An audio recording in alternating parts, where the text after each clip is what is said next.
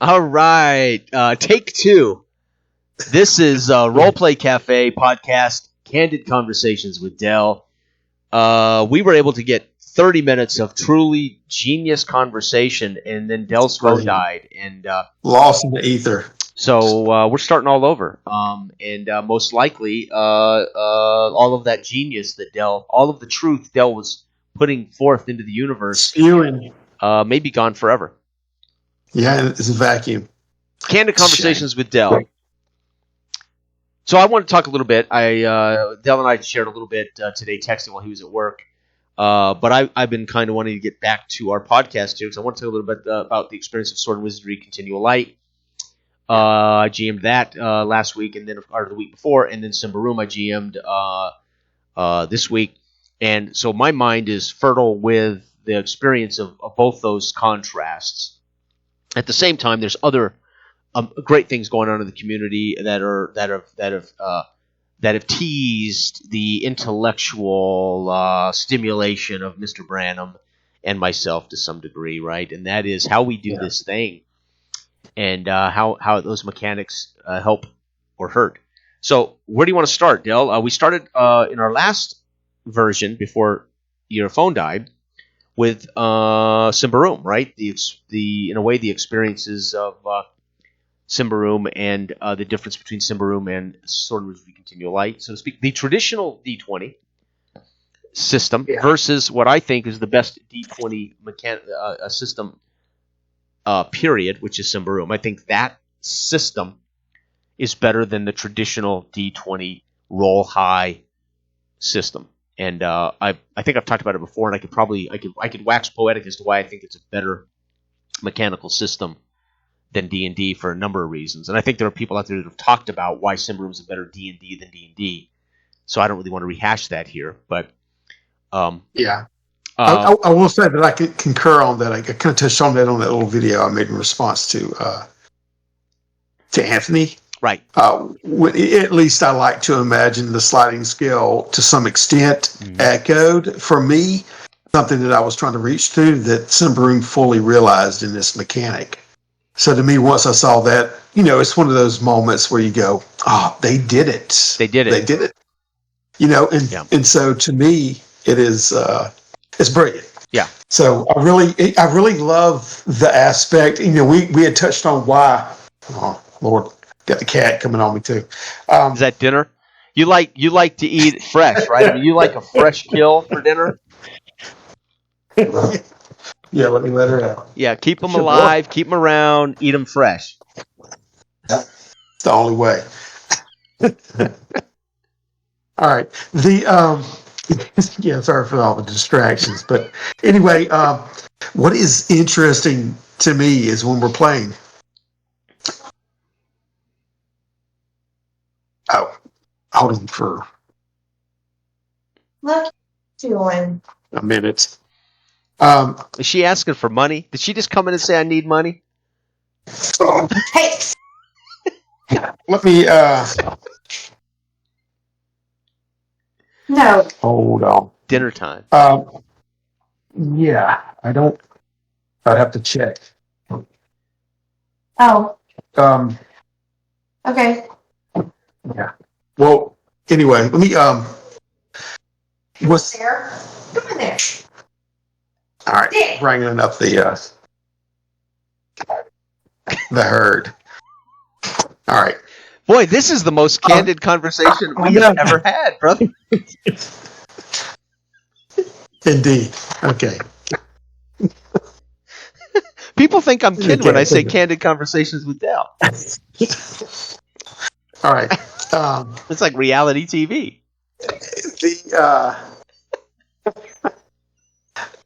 The thing that gets me about Simbaroom is when we're playing in compare and contrast, like you said that I believe you said like earlier in the text that whenever old school D&D, just D20, informs you on rules for combat, rules for morale, et cetera, but it allows for you to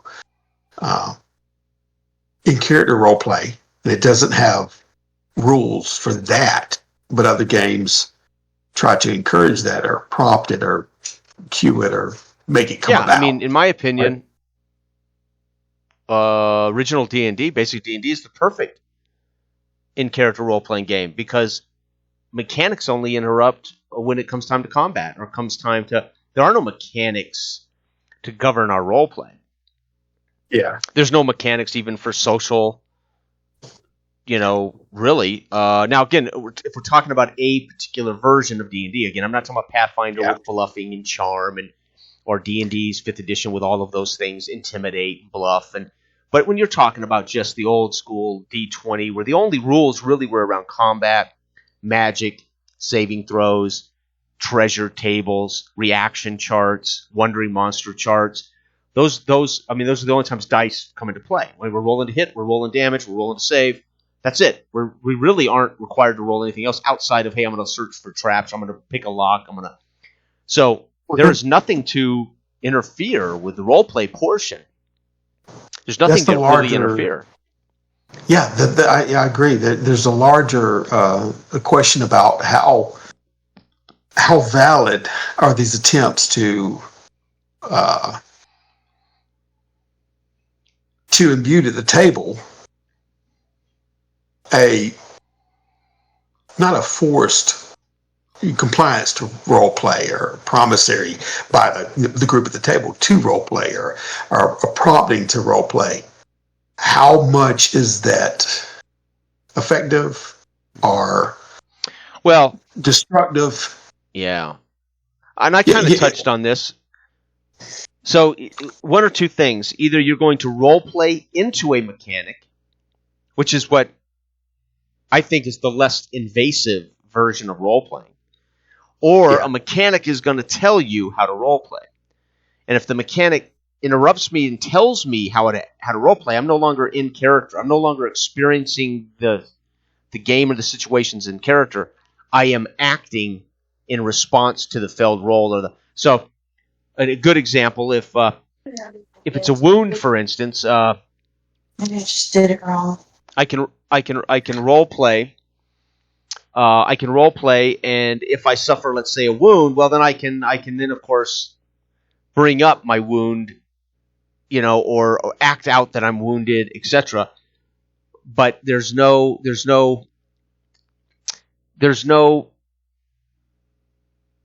prompting to make me act out the role play, if that makes sense. Like stress and Alien. Let's use stress and Alien or corruption. So I talked about this. So why is Symbaroum's corruption different than sanity in Call of Cthulhu? Because your corruption tells me as the GM how the world is going to treat you, not how you see the world. Sanity is, in a way, saying it's there, but it really doesn't affect play until a certain point. And how do I make the world? How do I represent your losing of sanity, for instance, or your being stressed by demanding that you act it out for me, or you need to role play out that stress, or you need to role play out that effect. So the only way I can really make it an actual mechanical effect is to make the world respond to your condition. So Shig is corrupt. Shig may not even recognize he's corrupt or insane or sick until somebody in the party says, "Dude, you're growing warts on your forehead. Dude, your breath smells of death." Those are cues to show that his corruption has manifested itself physically. But Shig, you may not play Shig as if he's corrupted. Like, I wouldn't know if I'm insane or delusional, right? What is delusion? Being delusional is really truly not recognizing that you're not rational, or you're right. So in something like Symbaroum, corruption is a mechanic that has multiple effects. But the real effect of corruption in Symbaroum is it informs me as a GM how the world should view Shig. And then I would show that to you by how the world treats Shig, right? Yeah. As opposed to trying to impart to you that you're a little less sane than you were 5 minutes ago. Right? So if sanity works like a hit point bubble, and I don't know, again, I'm speaking out of complete ignorance to Call of Cthulhu's mechanics, but if Call of Cthulhu's mechanics are your sanity slowly gets ebbed away through the course of your adventure, to where you finally the bubble bursts and you're insane. You're done. You're insane. Just like a hit point bubble. It is an abstract device that does not inform in any way roleplay. Where, as opposed to, so the more valid mechanism outside of just combat or the classic D20 that has been shown to work, is what you're saying, in a modern sense, to try to bring about an actual representation of the character's interaction with the world, is something like corruption. Well, I just think the mechanic's different. So if you wanted sanity to have a different effect on roleplay, the mechanic has to work differently than it does. Because if not, it's like going broke. The great quote, you go broke slowly and then suddenly. Today I got $200 in my bank account. Suddenly tomorrow I have nothing. That's Call of Cthulhu, or I mean, that's a hit point bubble in D&D. You're dying slowly, then suddenly. Right? It doesn't mean anything until you're dead. Hit points mean nothing until you're dead. So the mechanism of making a roll under your sanity is different than making a roll under hit points. So the mechanism is different. But how does it impact and inform how can it mechanically be enforced to impact roleplay? And if it just informs the GM that I'm going to deliver information to the player differently, how can I possibly give you a gradation of your own sanity in a party with 4 other people that have gone sane at a different rate, that are going insane at a different rate? At some point, I can't describe 4 different worlds to 4 different insane people at 4 different levels. People what are the markers for that? Right. So to me, it seems like it's a war of attrition that eventually matters. And then when it matters, game over for you.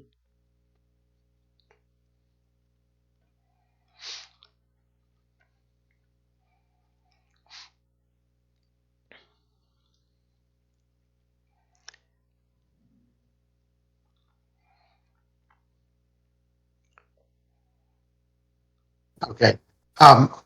Can you see me? Did I disappear? No, you were there. Up. Now you're coming over. You're okay. Yep. You're back. Okay. Kind of. You're frozen. Now you're back. Yep. Okay. I'm back. All right. Yeah. Sorry for all the technical difficulties. Right. So a mechanic really is immediate. A mechanic that informs me as the GM on how to treat your character is a mechanic I can enforce. It's a mechanic that I can show you through how the world deals with you. A corrupt shig is now hunted by blackcoats, is shunned because you show up with warts and foul breath, and they shun you. They won't let you into the tavern. They won't. Right? You may not view your corruption as a problem until your character is so corrupt that he is dead. Or right. So that's a mechanism that, in a way, manifests itself in such a way that I, as a GM, can enforce it, whether you like it or not. Yeah. Right. But I'm not certain how sanity as a mechanism works outside of the white coat's coming to get you at some point, but there couldn't be really, unless it was totally up to the player to exhibit some kind of what they saw as a gradation of their sanity. Right. Which is exactly what I said in our text. Then I'm telling you, you need to act like you're going insane. Well, players aren't going to do that. Players don't want to be told, like in Charm. Charm is another example I use in D&D. The classic problem with Charm is we're in a party and one of the party members charms another one of the party members. The rules state if you're charmed, you have to do what you're told outside of killing yourself. But it never says the players have to act charmed, right? Because that's a problem directing the players how to act, how to play. But if Joe in the party says, now go make me dinner, your character would have to go make him dinner because you've been charmed and you've been given an order that is within reason, right? Yeah. But Unless you want to ask Spencer if he'll look at it. I can't.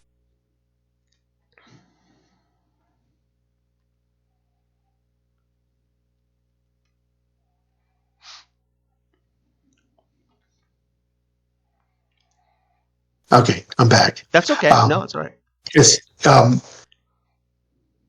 a lot of what, so unless there's real world ramifications that can be immediately like, it changes the dynamic between the players and the world in which they inhabit and how other people view them. Mm-hmm. That has effect like that is kind of a moot point overall in general, because it can't be levied or leveraged against you or for you, or there's no basis for interaction from the GM standpoint that he can't play against that or play off of it. Right. So it's kind of almost a moot point as far as like in game, other than just kind of a marker for how long your character has to exist. Right. Playable. Like I said, what's the design intent of D&D? You will die. We just don't know how and when, because there's this thing called the hit point bubble. And you will eventually, if you play long enough, you will die, or the campaign will end, or you will achieve success of killing all the goblins in the grand dungeon, and luckily enough, your character survives to the bitter end at level 9, and happily ever after, you build a stone keep, right? But the reality of D&D's design, it's a foregone conclusion you will die, because the hit point bubble will go down, and then it will suddenly cease to exist, and you will be dead. It sounds like Call of Cthulhu uses a similar effect, but it's called sanity. And over the course, now the difference is too, you don't start your D&D character with 72 hit points, and over the course of their career, they're down to 4 hit points, and eventually they are dead. They can lose their hit points in one combat and then get it back, lose it. They can kind of, the ebb and flow of hit points is from a combat to combat, day-to-day basis, versus a sanity going, coming, right? But the gist of it is, the mechanic of it is, the design intent of it is, you will inevitably go insane. Or I suppose make it to the bitter end and be the last man standing with a shred of sanity, because we don't know how we don't know how a character in Call of Cthulhu's story is going to end. But there is this sense of an inevitable conclusion, is like in the books, you will be insane. You're playing a character from the fiction that is ultimately going to be a victim of this experience. Like D&D, original D&D, you are going to be a victim of this world. And that victim is generally going to die some horrendous way, right? So that's okay. There's nothing wrong with design intent. Whether you meant it or not, that's what the design creates. And if you didn't intend it, then that's when you say, okay, game designers then look at this stuff and they say, wait, we know what D&D created, even if that ain't what they meant to create. But we know what it created. Now, how can we create something that ain't like that experience? And that's where development design makes for the evolution of the hobby, makes for the evolution of the art of game design, right? So the question, I see play, immersive in-character play. If we are immersed in the scene, we're immersed in the character, we're immersed in the thing, experiencing the thing as a character, then I'm going to do that to a check. I'm going to actually experience it to a mechanic prompt, to a moment in which it's time to roll the dice, right? And that's going to give me some semblance of a pass-fail, whether it's a skill check or a sanity check or a combat check or a driving check or whatever the case may be, right, where we experience it. The opposite to that is, don't react to the horror in Call of Cthulhu until you fail your check. Then react to the horror. That's not in character play. That's acting. So if we play Call of Cthulhu that, hey, don't respond, your character should not respond to this horror until we know whether your character is affected by the horror. Clearly, that's not how Call of Cthulhu was meant to be played, right? They don't expect you to wait and respond in character to the horror only after you fail a sanity check. So, do you see what I'm saying? I'm going to experience Call of Cthulhu, and I'm going to experience the story. Not just Call of Cthulhu. I mean, I'm talking about any game that has one of these kind of devices. I mean, I don't mean to pick on Call of Cthulhu. I'm somewhat ignorant of the overall effect of sanity in the grand scheme. But you get my point. If I am a character wandering through the blizzard, on the ground in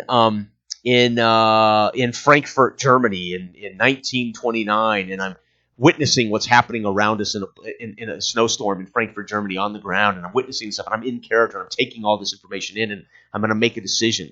And that decision is to sneak into the doorway and hide turning away and hiding from the passing brown shirts, right, or whatever. And that's when the GM says, in character, all of this is experienced as a character in play, no interruptions. But we have to see now, because you've snuck into the shadows, you're trying to hide away from the brown shirts that are passing through the street. We're going to have to make a check to see if they spot you or if they see you or if you hide successfully. That's normal, and I think it's probably the least invasive way of putting mechanics forth in a game. If you want to play first person in character immersed play. Yeah. Because if you tell me, hey, wait, we got to roll dice before we know how you feel, I'm no longer live. I'm no longer in character. I'm waiting to know how I should feel. Oh, you're stressed now. Go. That's acting, right? We are, instead of acting out lines of dialogue that's been pre-written for us, I'm acting out a dice result. I had rather be a character and respond to the dice post check as a pass-fail versus what I did and what the world's been presented to me, as opposed to seeing the dice check before I hide. That would be like saying you can't hide until you make the check. Right? So this is disingenuous in a way to, as far as I see play, to roll and let it prompt you to see how you would act in that situation, or how your character only would if act that's in that situation. only if that's how you're using it. I've said, you and I talked about this. It is. I think what's happening. System matters, mechanics matter. We've talked about that. I'm not against. I 100% believe that. Yeah. But this is the other thing that trumps that. How we play is more important than what we play. Yeah. How I play Call of Cthulhu with its mechanics and rules intact is more important than whether I'm playing Call of Cthulhu. Yeah. So if sanity is, for the most part, a check that later will result in my character's insanity, every check prior to that is what? Because if sanity is a war of attrition, and it shows that I'm slowly losing my ability to rationalize, but it only matters when I am insane, and the game over. It's like hit points. Wounds don't matter until you're dead. You're either alive or you're dead. There's only two things to be in D&D: alive or dead. There is no degree of wounds. There's no degree of marker of even how to adjust it in IC play. Right. Even if it was a prompt to say that now you should look at this degree of sanity and you should act therefore. Right. It's insinuating that this has had some effect on you. Now I could see that if it's mechanical effect, and probably you aiming a weapon because now you have the shakes or whatever like that, that might be pertinent and relevant. Right, now that's what I mean. So mechanical, now if sanity affects skill checks as it degrades and your competency as a human being now, and it probably does. I think Delta Green does. Delta Green, I think, affects your debrief, and it affects your skill points, and it affects, I think, your healing, right? Something like that. So clearly failing a check is a negative thing to have at the end of a session when it comes to up leveling up, etc. So again, if sanity has a cumulative effect on your actual ability to perform, right? Again, only matters that it's sanity when I remind you that the reason you had trouble driving the car is your sanity is going. Because if I just failed the driving check and we never actually refer to my sanity being why I failed to drive the car, then again, sanity becomes irrelevant. Even though it mechanically is relevant to the driving of the car, I need to then point out as a GM that you're having trouble driving the car because of your sanity. Not because you can't suddenly drive the car. Right? So it all ties in as long as sanity is constantly part of the narrative. It's part of the conversation, right? Yeah. If not, it is a device that we only care about when we need to roll it for that one check. That's going to dictate some immediate result. And then it might lower, like the hit point bubble might lower a little bit every time we fail. And then eventually you're just insane and your character ceases. It must be removed from the fiction because he or she is insane. Well, yeah, I don't know if there's a component too, like in the corruption aspect, say, because you can purge corruption. It may be a part of the thing where you can go through a ritual and purge some corruption. And like in the game when I had that bat-like creature slathering on Malleus's back, actually he was pulling corruption out of Malleus. What he was doing, you see what I'm saying? But that's an effect in game as far as that creature, what he does. So I was reducing it that way. So it's a component in the game system that balances, right? Yeah, so you can but really doesn't inform our character role play unless we choose to represent it in describing our character's actions and speech, right? Yeah, which is hard to maintain. It'd be very hard to maintain as you've had a little corruption and then you don't have corruption, temporary corruption versus permanent corruption. All of these things, right? Yeah, there is. If you have like the third eye with Shig, that was a visual thing to where people would respond to him and it affected his the world outside. So but Shig, it doesn't matter to Shig that he's got a third eye, but the rest of the world is certainly going to punish him for it. Yeah, definitely. And that harkens back to what you're saying about it, unless it has some kind of interfacing with the world in a different way, that it can impact play. So I think it's important if the mechanic gives some kind of weight to play for the GM and the players, that it matters. Right. It changes. A lot to me is like the resource management of play, especially when you get into the narrative, or you're dealing with anything with like situational changes or physical anomalies with the character, that it's gonna affect how NPCs respond now to Shig. In play. So that means something to the narrative and it feeds it. So, and you don't have to actually suddenly, as a role player, as Shig, impart to the table that you're corrupt. There's no you can be Shig. The rest of the world sees plainly you're corrupt. You don't have to exhibit it. Exactly. I'm not asking you to role play Shig differently. But now be aware the world, though, is going to respond to Shig differently. That I can control, that I can enforce. That makes it a valuable mechanic. Yeah. So whether you embrace it as the player as that character or not, it doesn't matter. It's in effect. It's an effect that you're not going to get away from. But you don't have to act differently. You don't have to act like a crazy, corrupt Shig, right? So that might be an example of mechanics that are more so, by whatever degree, more so valid for a game system, that it gives weight to other aspects of the game and the experience, other than something like you're saying, a hit point bubble. Yeah. Even though that can alternate in itself, like you can heal up some, you can go down. Yeah. So you got to have. But I don't have to role play out my hit point damage, right? I don't have to. How do I role play out that I have 4 points left of 16? How do you role play that? You don't. Yeah, you just make a remark that I'm hurting, guys. I'm beat up. You guys might see that I'm guys. I gotta rest. You're just displaying that you're in a bad way. There's no way to actually role play the degrees of hit point damage. Yeah, right. You don't have to. That's why I sort of like the concept of wounds instead. That way I can narratively. And this was the remark I made earlier. If it's abstract, then it definitely, I don't think, informs in-character roleplay. If it's an abstract device, if sanity is abstract, like hit points, if it affects everything else, okay, that can be explained narratively, that you're having trouble with the car because you're not the same man you were 2 days ago, right? Yeah. So we can inform it that way. That's your sanity has made your ability to drive a car less good, right, or whatever. If it works that way. Again, I'm just speculating, but I'm talking about in general. How would mechanics work? How would these things work? I'm just using those as examples. I don't want anybody to think I'm picking on Call of Duty. I don't know. Stress. You've played Blade Runner. You've played Aliens. Stress is a mechanism. How does the mechanism matter outside of right now? You're shaken. You're panicked. How does it work? In the long run, how does it work between moments?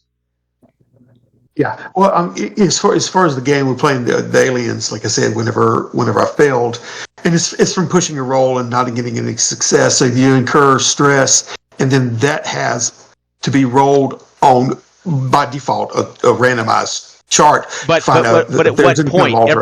Every time you fail, or only after you accrue so much stress?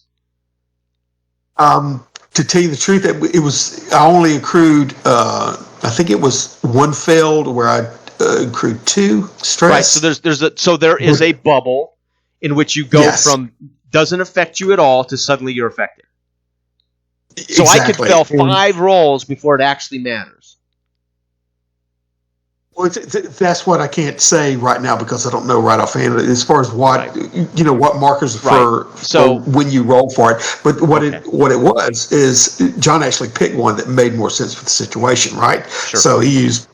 Yeah, but that's just the effect. That's just the effect upon your character. Yeah, no, I could say that it would probably like it was the trembles, right? So but did you fail just one roll to be affected by tremors, or had you already failed multiple rolls to be affected by tremors? No. I, as far as my memory, I had not failed anything, and it was a roll. I rolled 8 die. And ironically, the more you roll, and there are chances of success, the more chances of failure. You see what I'm saying? So You're pushing harder, and then you can fail. The harder that you push, the harder you fall. So that's when I got that. The point being is, if my trembles had some kind of ill effect on my ability to, I'm a doctor in there, like perform surgery or whatnot, or either secondarily, like if it would have mattered in game to where somebody would see me trembling and say, what's wrong, as far as any NPC interactions that John had, or whatever. That can be inferred. But as far as my ability to, as far as me as a character exhibiting that, I did it. I said, I'm shaking, I pushed the fruit away, I can't eat right now. You know what I mean? I believe it was upset stomach. There was nothing to enforce it. You weren't required. Just because you felt just because you had the tremors, it was an effect. It was an affectation. Yeah, it was. As a matter of fact, it was upset stomach. We have a mechanic. We actually have a mechanic that legitimizes stress or an effect, but it's still just an affectation. It actually doesn't need to be there. Yeah, because you could have said all those things anyway and represented that as a human being in this situation. So if that's true, we have a mechanic. We actually put into a game a mechanic that's going to be utilized, that's going to interrupt in character play, just to enforce an affectation, not an actual mechanical degradation of your character's abilities.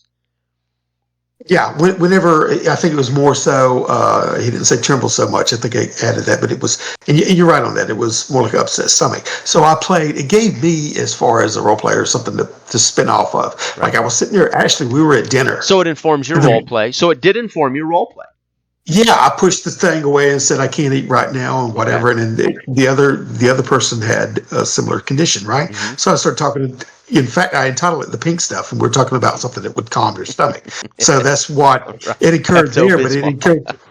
Yeah, it occurred there, and I should do that little clip because it's funny how in that game, so you're utilizing. Go ahead. Utilizing agency, you'll see in there whenever I'm like.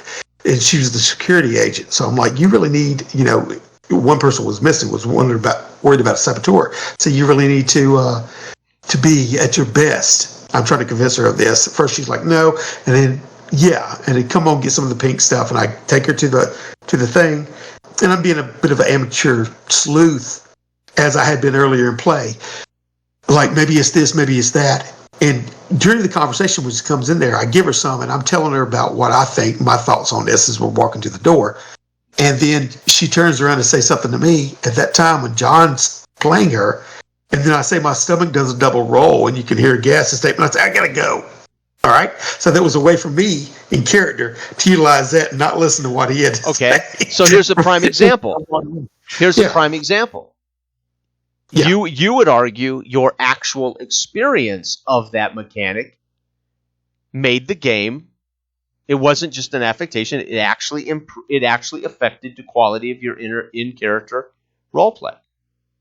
But that's I could have played that down if I didn't want to have fun with it. I could just say, that's always been the problem, right? What started this all along is there would be guys that would come to the D&D table and not role play at all, and like, well, try to get. So what did they do? Other games came out with ways to reward you for being greedy or being the right. So Ubiquity says, be this guy and we'll reward you for role playing, right? So some games just do it by rewarding you for role playing.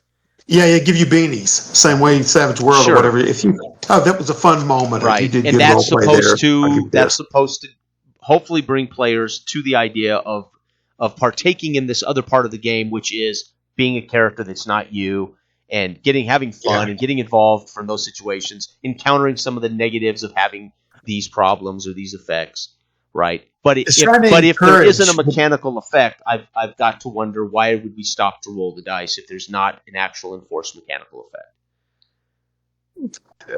And if there is, does it happen immediately, or is it like a hit point bubble? It doesn't matter, then suddenly it matters, right? I go broke a little at a time until suddenly you're broke all at once, right?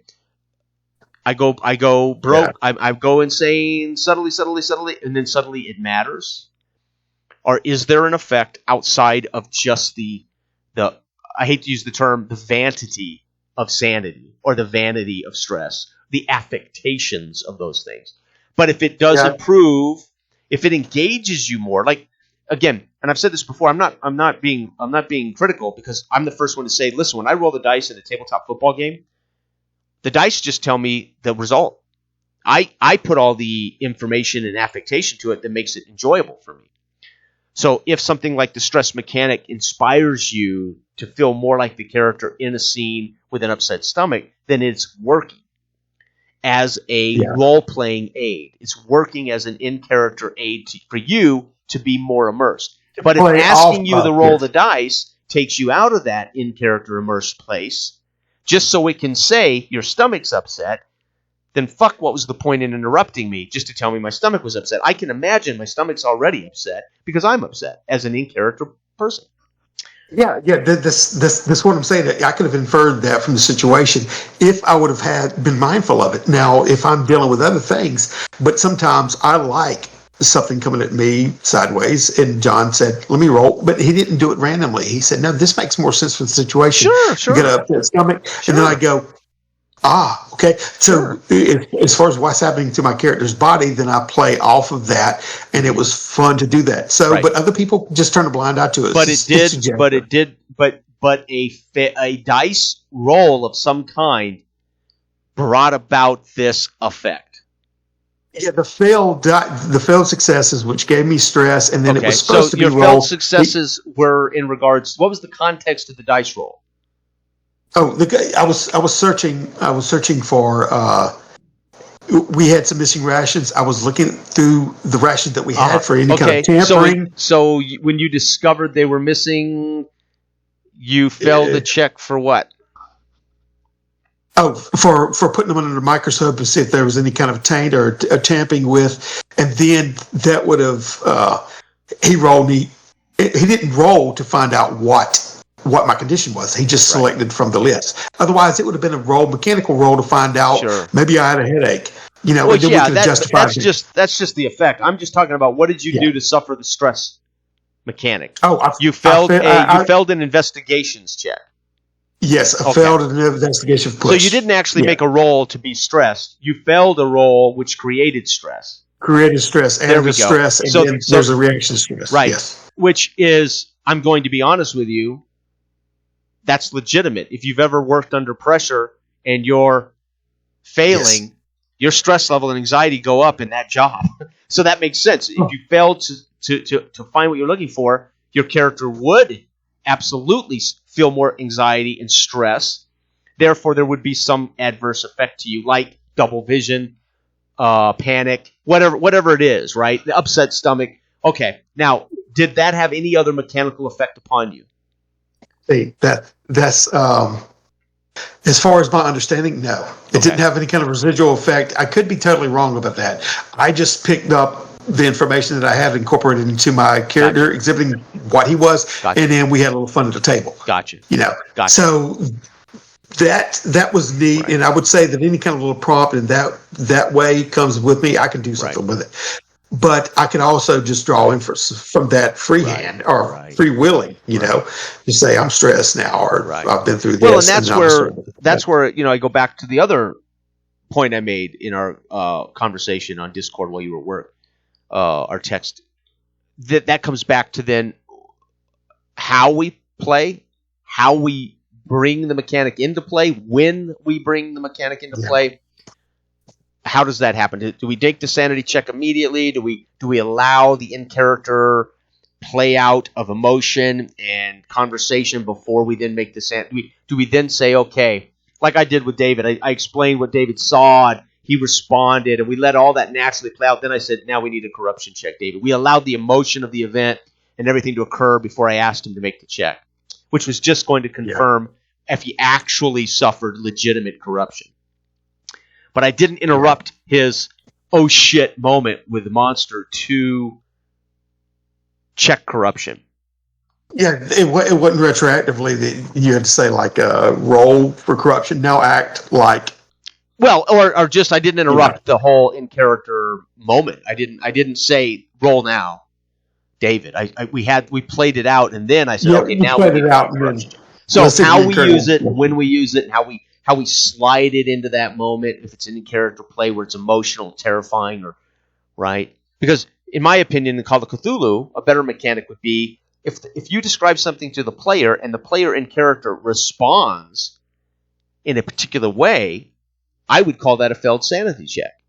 I've achieved it through description, and they in character responded to it in kind. That becomes a failed sanity. I don't have to make a roll. You failed a sanity check right there. You just displayed to me through character, you failed your check, right? Yeah, you're right.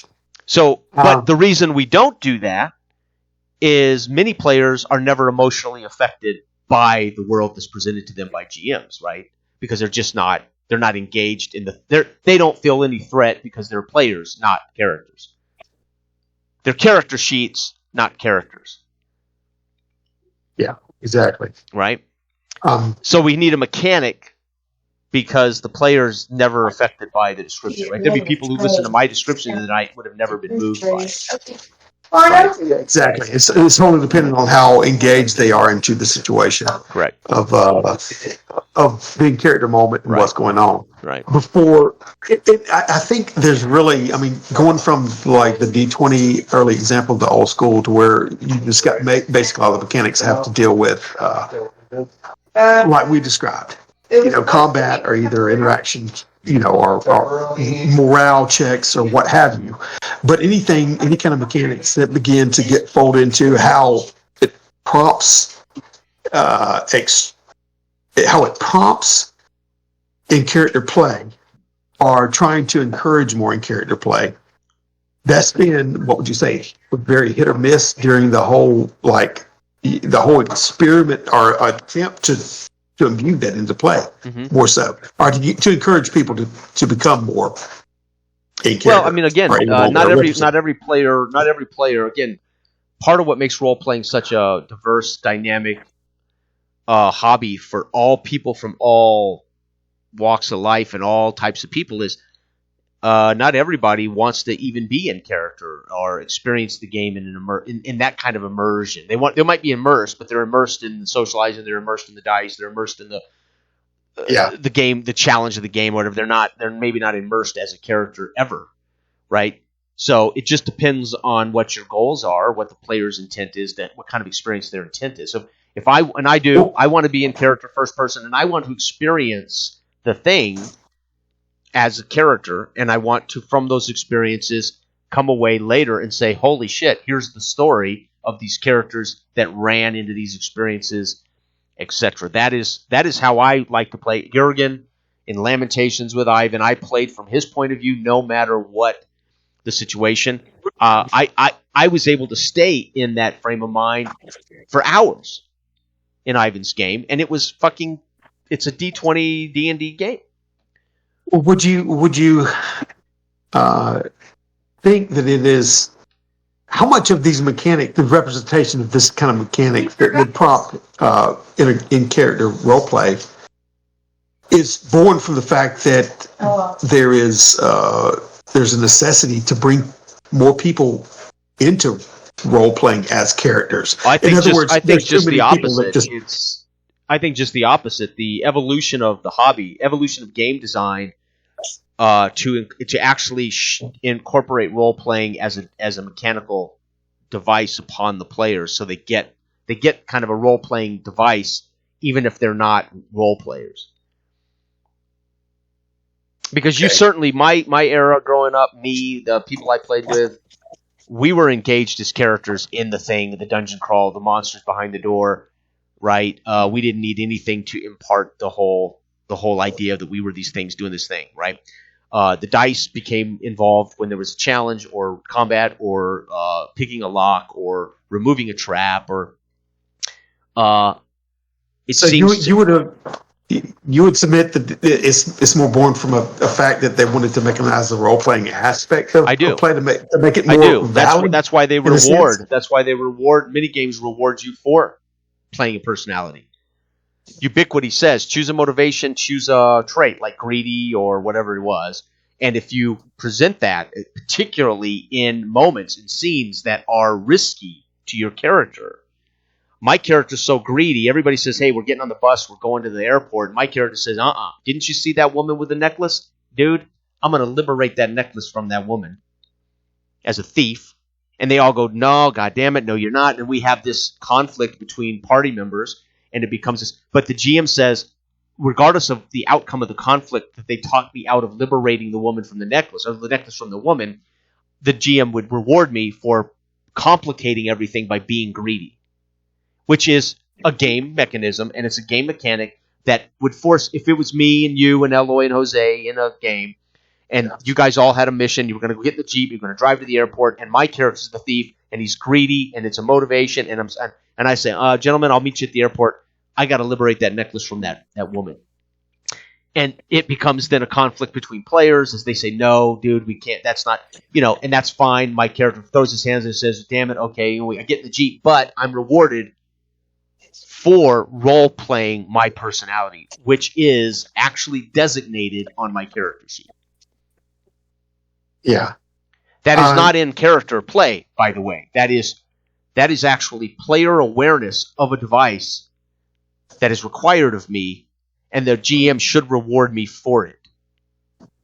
I'm not necessarily doing it because I'm in character. I'm doing it because I'm a player aware of the game's demands on me. Yeah, it's so funny because everything's interpreted through your own lens, and I don't mean yours. I'm talking about like when I'm playing. I don't take it personally. You mean one's lens? Yeah, right. Yeah. Because when I used to play, we never did think we thought optimally back in the early days. We did not even ascribe any kind of personality, so it was devoid of like, oh well, I'm a heroic or I'm a greedy or I'm cowardly or any kind of aspects of like that to be on the character. So it seems to me that would use, okay, you got to play this guy as cowardly, like the cowardly cavalier, the D&D cartoon. Yeah. Remember him? Yeah. And then you got different types of personalities. Sure. We never did do that. We were all kind of like, we just played the same optimization of character to try to get something done. They were very blank slates. Again, that's the difference between player intent. Look, dude, I'm a fighter. We're going into the dungeon. We're going to kill goblins. We're going to get the treasure, and then hopefully in 2 more sessions, I'm going to level up. That's just playing the game. Many people just play the game. Yeah. I'm just saying that if it would have brought to my attention, like if I was in different games, say, okay, well, this character is, give me a list and let me choose a word like greedy and go in there, and I go, oh, geez. Now he's got to be greedy. I got to be mindful of that and represent its character in that way, and I'll get a little Scooby snack for doing that.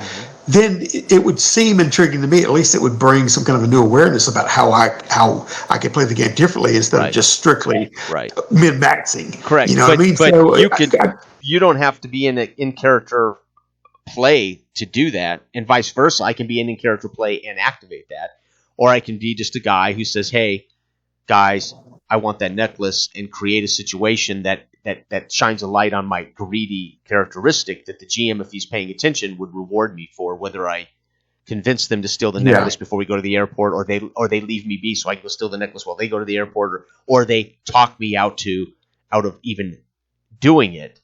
I have put upon the game the piece of my character that is more than a skill or an attribute. It is my personality. I've put upon the party my greedy personality or my whatever scared personality. I'm too scared to go. I'm not going through that crack, and they all got to talk me into climbing through the crack because I'm claustrophobic. Now, in a game like Savage Worlds, hindrances, etc., they all have mechanical effects, right? If I pick a hindrance blind or poor eyesight or whatever, they become actual mechanical ramifications if my glasses get knocked off or I lose my glasses in the plane crash. Now there's a mechanical negative effect to everything I do, right? It's officially represented in the world. It's not just personality. Yeah. It is a mechanical. So there's an aspect of that that's mechanically represented. There's an aspect of personalities, even in like Alien. Todd, there's three of us. So I look up to Dune's character, look down on Todd's character. Todd looks up to Dune and down on my character. You see what I'm saying? We all three of us, ironically, favor the one that hates us in a triangle, right?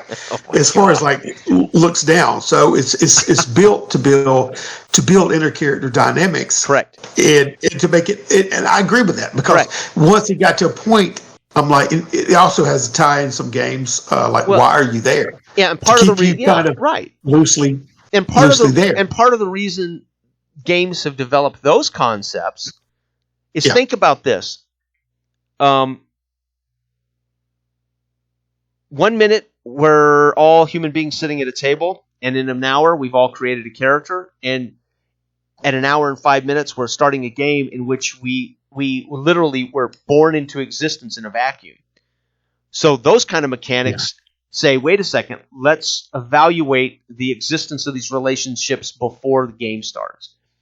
Blood and bone, you're going to have in the party, you got to pick someone you have an aversion to, someone you have an affinity to, and vice versa. Then you got to explain, why do you have an affinity to this guy? Well, he's my brother.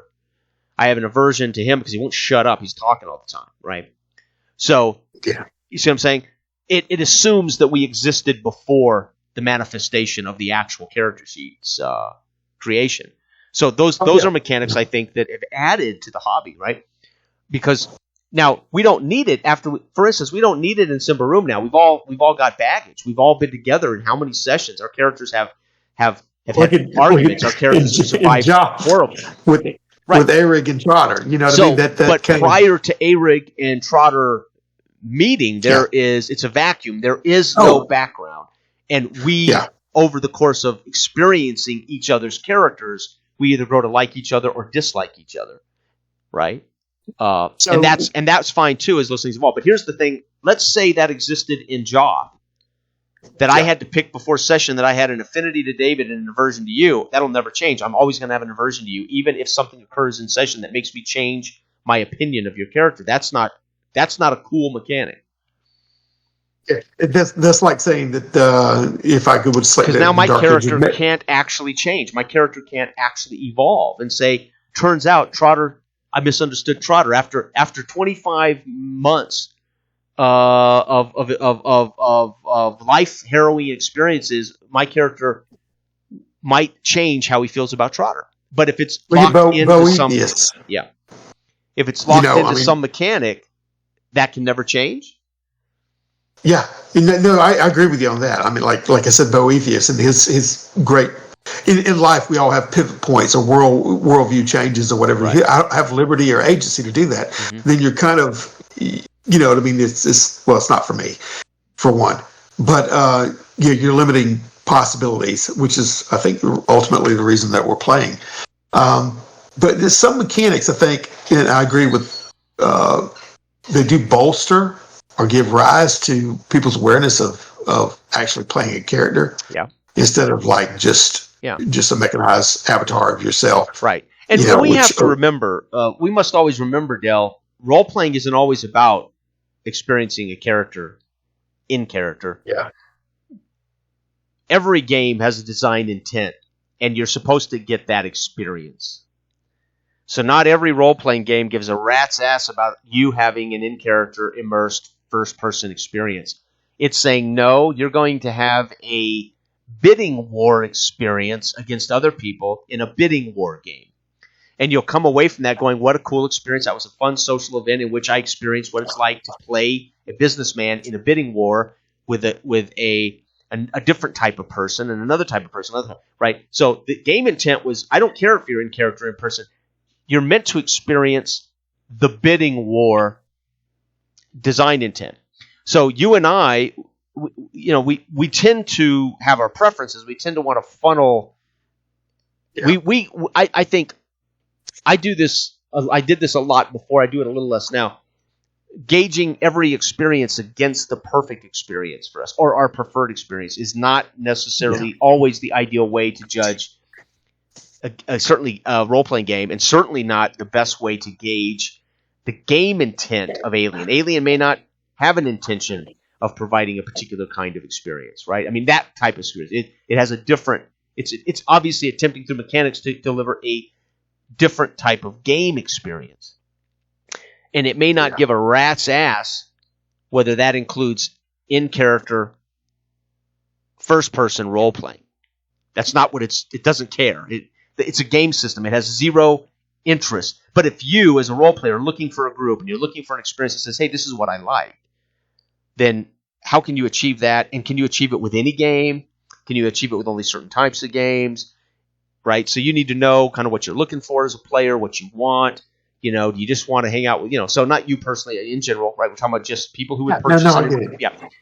So in that sense, again, we can't filter everything through this idea of in character. I mean, we can, but we'd be doing a disservice that not all games are designed or give a rat's ass what we want as players, because they're writing the game for another player. It's like saying, you know what?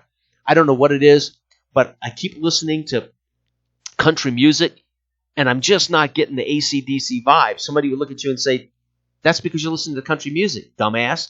If you want AC/DC, you got to listen to AC/DC. So if we're not playing the right game for the play of that's going to give us the experience we're looking for as players, that's half the battle. Which is why I said, if you want an in-character first-person IC experience, maybe you don't want to play games that interrupt that with mechanisms that were designed for another experience, like Sanity. Yeah, no, I agree with you. And overall, like sometimes I said, like if I wanted just to be fast tracked to the next combat scenario, I play Warhammer 40K or whatever, or some other thing for me personally, right? Mm-hmm. And I know people, you can be immersed in the tactical aspect of it and love to go and maps and minis and everything. Mm-hmm. And if you want that, it's fine. To me, though, I think that there is a sweet spot when you're trying to represent role playing, ROEL, when you're playing a role. Mm-hmm. And like we just stated, that certain mechanics are brought to bear to really kind of encourage people to at least represent certain personalities inside of at a table. And not necessarily whether they're in character doing that, but at least personality conflicts that can be there on that level.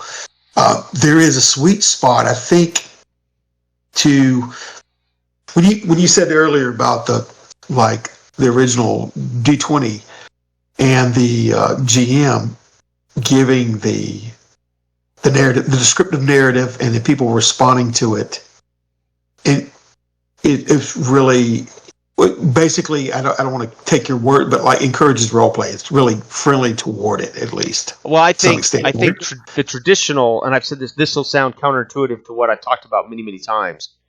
GMs that provide the world in its entirety through description and through, tend to make it easier for a IC style player to get immersed in the character's shoes.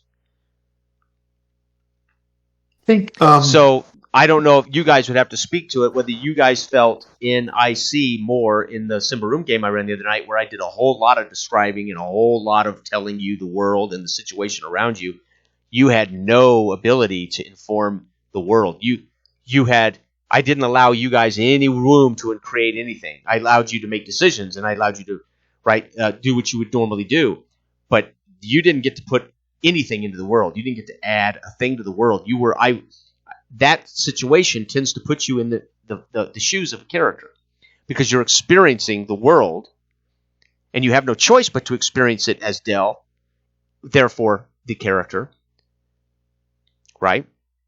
Now, I'll tell you the different experiences I have between the Swords and Wizardry and Symbaroum. Okay, to me, the information that's coming at me from the world, the amount of information, the necessary information, the pertinent information that comes to me, whether the volume needs to be larger or whatever, my engagement, the resource management that is coming at me and all the information that I need to know to make judgment calls from that character's perspective, it wasn't out of pace in Symbaroum. Everything that you were saying was valid information.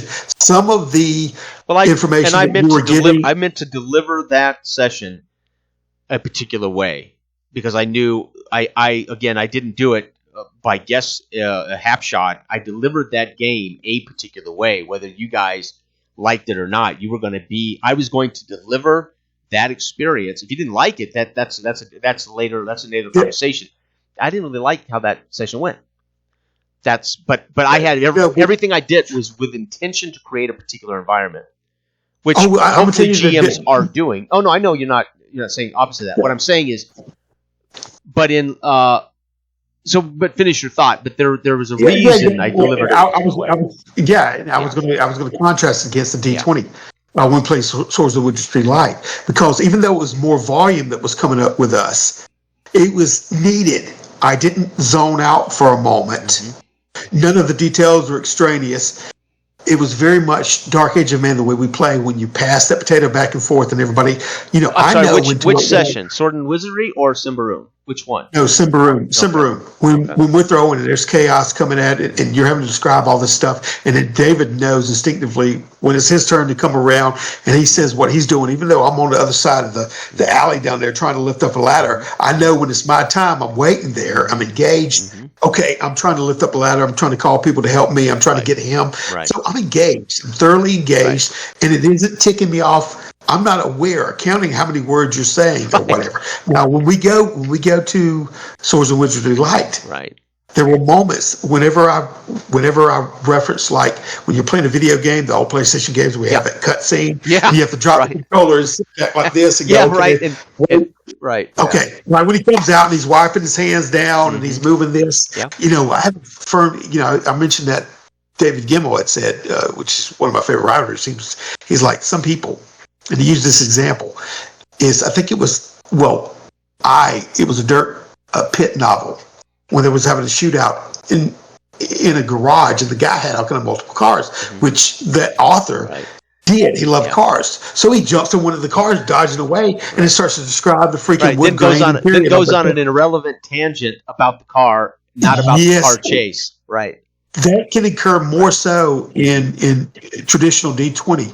Yeah. Whenever the DM's trying to give a full-blown vista of what's going on, and a lot of it may not be pertinent to me. Well, that's the danger, and that is part of the danger of traditional D&D. Yes, because it is requiring you sit back and take in nonstop information until you're prompted to tell me what you'd like to do, which is for many people, after 40 years, is either the greatest type of gaming as they are passive players, or it's a shitty kind of gaming if they want to have more active type of play, right? Well, even if we're just learning about Farendel and I'm just introducing the Elven blacksmith, right? Or where you guys are on a ship in the rapids, running for your life through the rapids against a serpent, a river serpent or something, right? I mean, depends on how we deliver that information and what the relevance is to your character, I suppose, right? Because there is no doubt I can run Sword and Wizardry. As a matter of fact, I was thinking about this next time I run Sword, because I will say this about Symbaroum as a liberating game system for me. It doesn't matter whether you're rolling under the D20 or whatever. What matters to me is you guys roll everything. And I thought next time I run OSR D20 Sword and Wizardry Continual Light, I'm not going to roll shit. I'm going to tell you guys to roll everything. So when the orc swings his hammer at you, make a roll, see if he hits you. So you roll against your armor class. Why the fuck am I rolling over here against your armor class? I could create the same environment for me to be, as a GM, liberated from the dice checks over here. Now, traditionally, some dice checks, I prefer whether or not I find a secret door. or Well, whether yeah, or not right. you see what I'm saying, something Yeah, like that. yeah. Well, Is those more things pertinent, you but shouldn't. I'm fine. Yeah, those things you shouldn't be rolling for at all, unless you request it. Hey, I wanna check out this passage. I'm feeling Yeah, I for just mean it's right, as and far then as I the might call DM. for give me a one or two on the D6, so to see if you discover it. Right, they may not But even yeah, be there.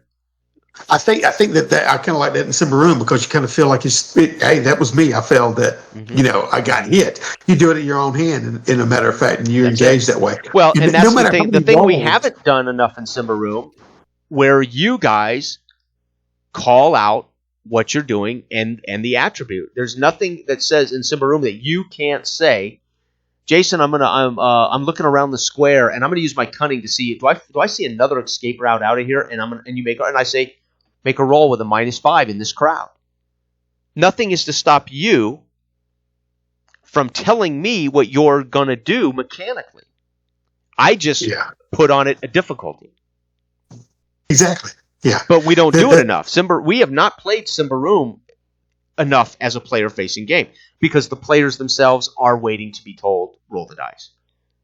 Yeah. You, the other night, you did, Yeah. in a way, by accident, I won't say by accident, by asking Hulse, is there another way out of here? You, in a way, were saying, I want to make a resolute check. And so that's when I called upon make the check. Oh, yeah. But I represented the failure as Hulse being shell-shocked, couldn't answer you. Yeah, You didn't exactly. fail so much as Hulse. Your failure was represented by Hulse not being able to focus on what you asked him, right? But that was in a way a player-facing moment where you were really asking me to look for another route. We just used Hulse as the narrative avenue to create that information. Yeah, it's akin to Dark Age of Man in effect. Like Right. just roll your body at this target difficulty level. But Todd could have clearly, Todd could have have said, I'm climbing one of these light posts that they light torches on every night to get above the crowd, and I'm looking around for another route out of here. And I would have said, dude, cunning check, right? Or he could have said, hey, I'm making a cunning check as I climb the top of a lamppost looking for another exit. And I would have said, okay, -3, and he would have rolled the dice. I don't say make a cunning check. He says, I'm using my cunning to look for a route out of here. But players are programmed to wait for me to say, wow, make that cunning check. Same in even Dark Age of Man, players just declare and say, and it falls on me to say, make a mind check. When what I prefer is we get to a state where players in our game say, I'm using my mind to conjure up clouds and create rain for these druids who are praying for rain. And I want Joe to say, I'm using mine to conjure up a little dribble of rain for these dudes from behind. Yeah. Not me go, oh, that's awesome, make a mind check. I want them saying, I'm using prestige to convince the alderman to fucking let me in the door, right? Yeah. As opposed to me saying, they say, let me in the door, and I say, okay, make a prestige check, right? I mean, I prefer them to activate their own attribute, right? But that is completely reprogramming players to take agency over mechanics, not just over decisions. And right now, player agency has been about decision making. Well, what if player agency really also includes what mechanics I want to use?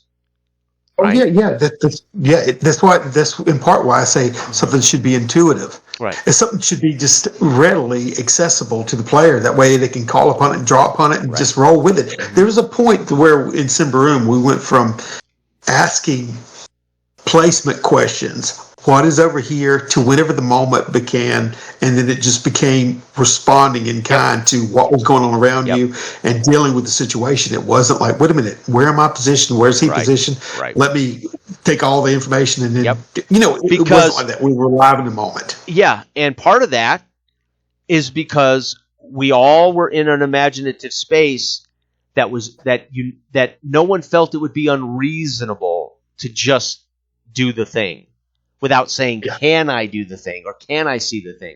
We created an environment the other night where everyone was quite literally in that moment, in that scene. They weren't thinking about, is he 10 feet from me? Is he 8 feet from me? We all shared the space. Exactly. Almost. Exactly. Whether our details would have been exactly what I present, we all shared the space enough within a few feet, within a few minutes, and that allowed everyone to be in character in this, as I called it, a disaster movie environment. Right? Yeah. Now, what I would love to have seen, again, ideally for Simba Room, in my opinion, to reach its apex of perfection as a intent in game design, players call their own. They would actually say, "Hey, I'm looking around here to see if I can see a back door out of this place. I'm going to make a cunning check. I'm going to make a vigilant check, or a discreet check, or whatever." I might have to say, well, that's really not a discreet check, but yeah, -2 or +2 because the place is empty, and yep, you can see it. There's the door. You just want to see players kind of. You want to see them kind of by the horns. Yeah, reach out and grab it and say, dude, this is. You know what I'm doing? In D&D, they say, either can I do a thing, and then it's like, oh yeah, sure, you can do a thing. Well, go ahead and make the roll. And they make the roll, and then the GM describes how they did the thing, or. They describe how they're doing the thing, and then the DM checks them or says, okay, make a roll to see if that thing, what you get from that thing. The thing that's the most rare is the player doesn't ask and he doesn't describe and then wait to be told what to do. The player would be in a system designed for this, Simba Room, Dark Age of Man, where he announces, I am conjuring rain for the druid with a mind check. Right, and I say, I set the DV in my head. I say, okay, that's you're gonna have to beat a 9 here, Joe. And Joe rolls the dice, and Joe rolls a 3 plus his 3 mind 6. Then Joe can take, since he's the one that's declared, I'm conjuring rain for these druids. The next normal thing would be for him to explain why he didn't, because he felt the role. He knows he felt the role. So. It's his responsibility to tell me why he failed. Exactly. That was the whole concept. It's not just his responsibility to say, I'm doing it. Uh-oh. Why the fuck am I not conjuring rain? It's your responsibility to tell us why you're not conjuring rain. It shouldn't be mine to say,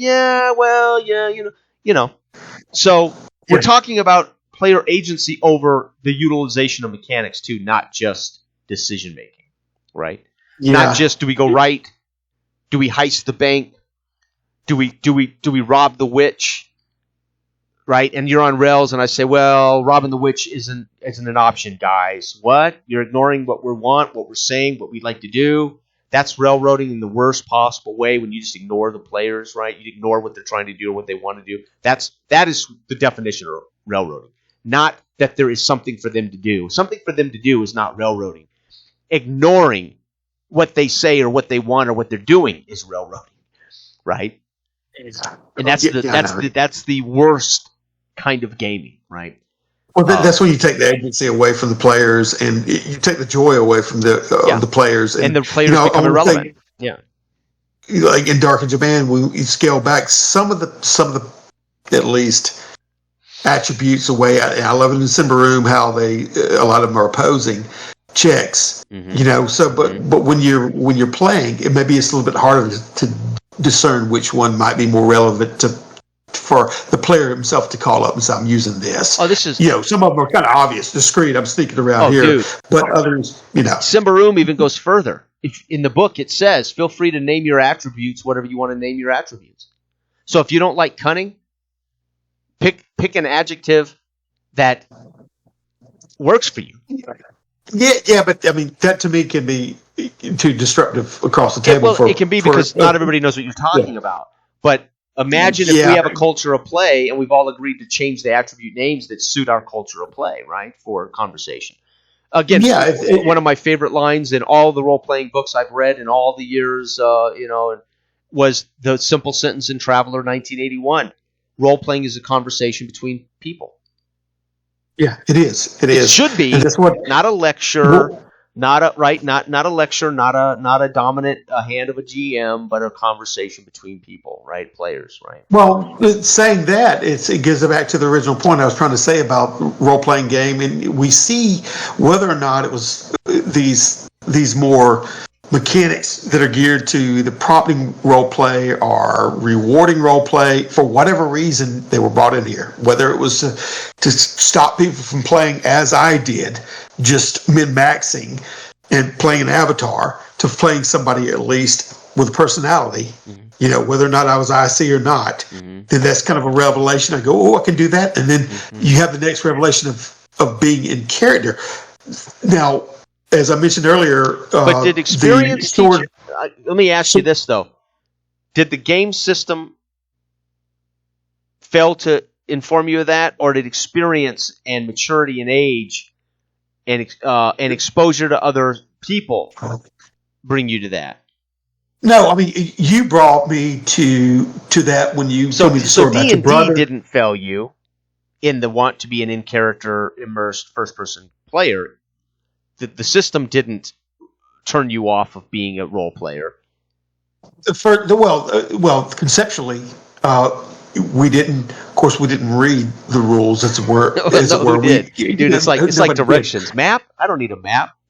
So just conceptually, when we looked at it as a game. So you just go from there. Right. It wasn't a role. You know what I mean? Right. Oh, I'm playing this character. Right. What I'm saying is, it had to get to a certain type of maturity, and I ain't saying that I'm more mature as a gamer.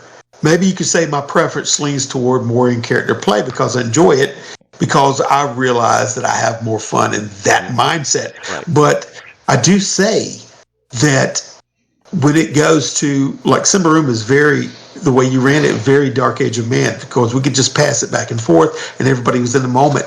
That's what I like about it, because I can pull up and I can talk. I can stop, just like I did with John the other night when he was trying to give me information.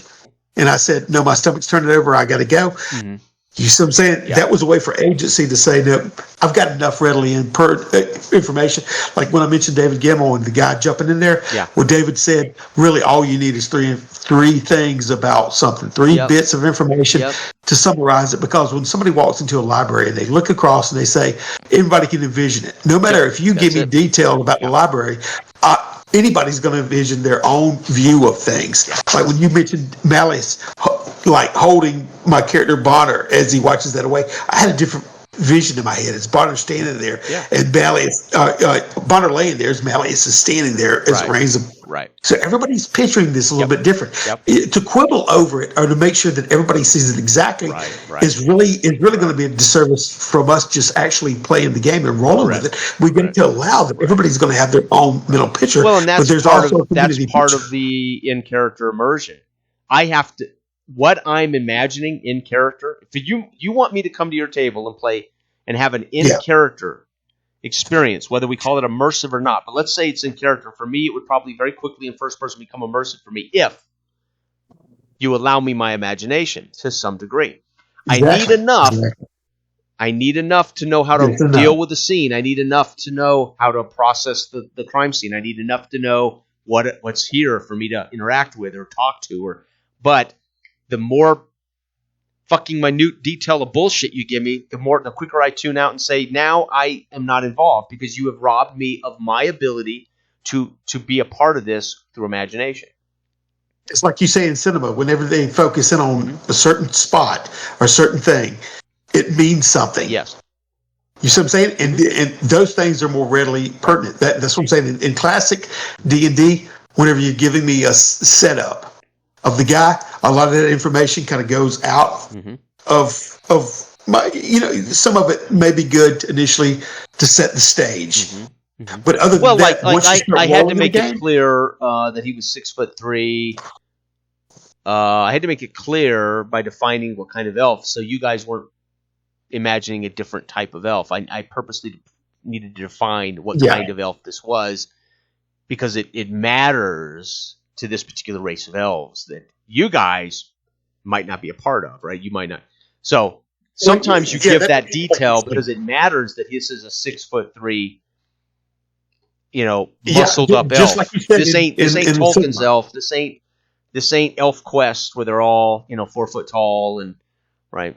Yeah, we know who we're dealing with. Just like you said, it's important you didn't lay it out just in vain to do whatever, right? I very often purposely leave things vague because I want the players to imagine what the tree stairs look like.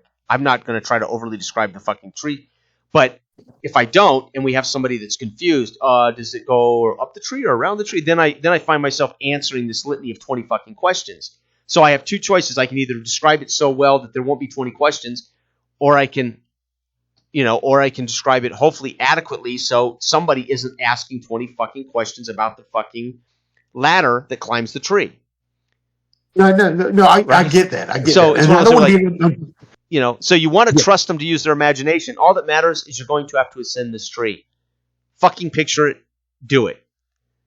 Don't rely on me to give you some intimate description of the fucking ladder to get to the top of the tree, right?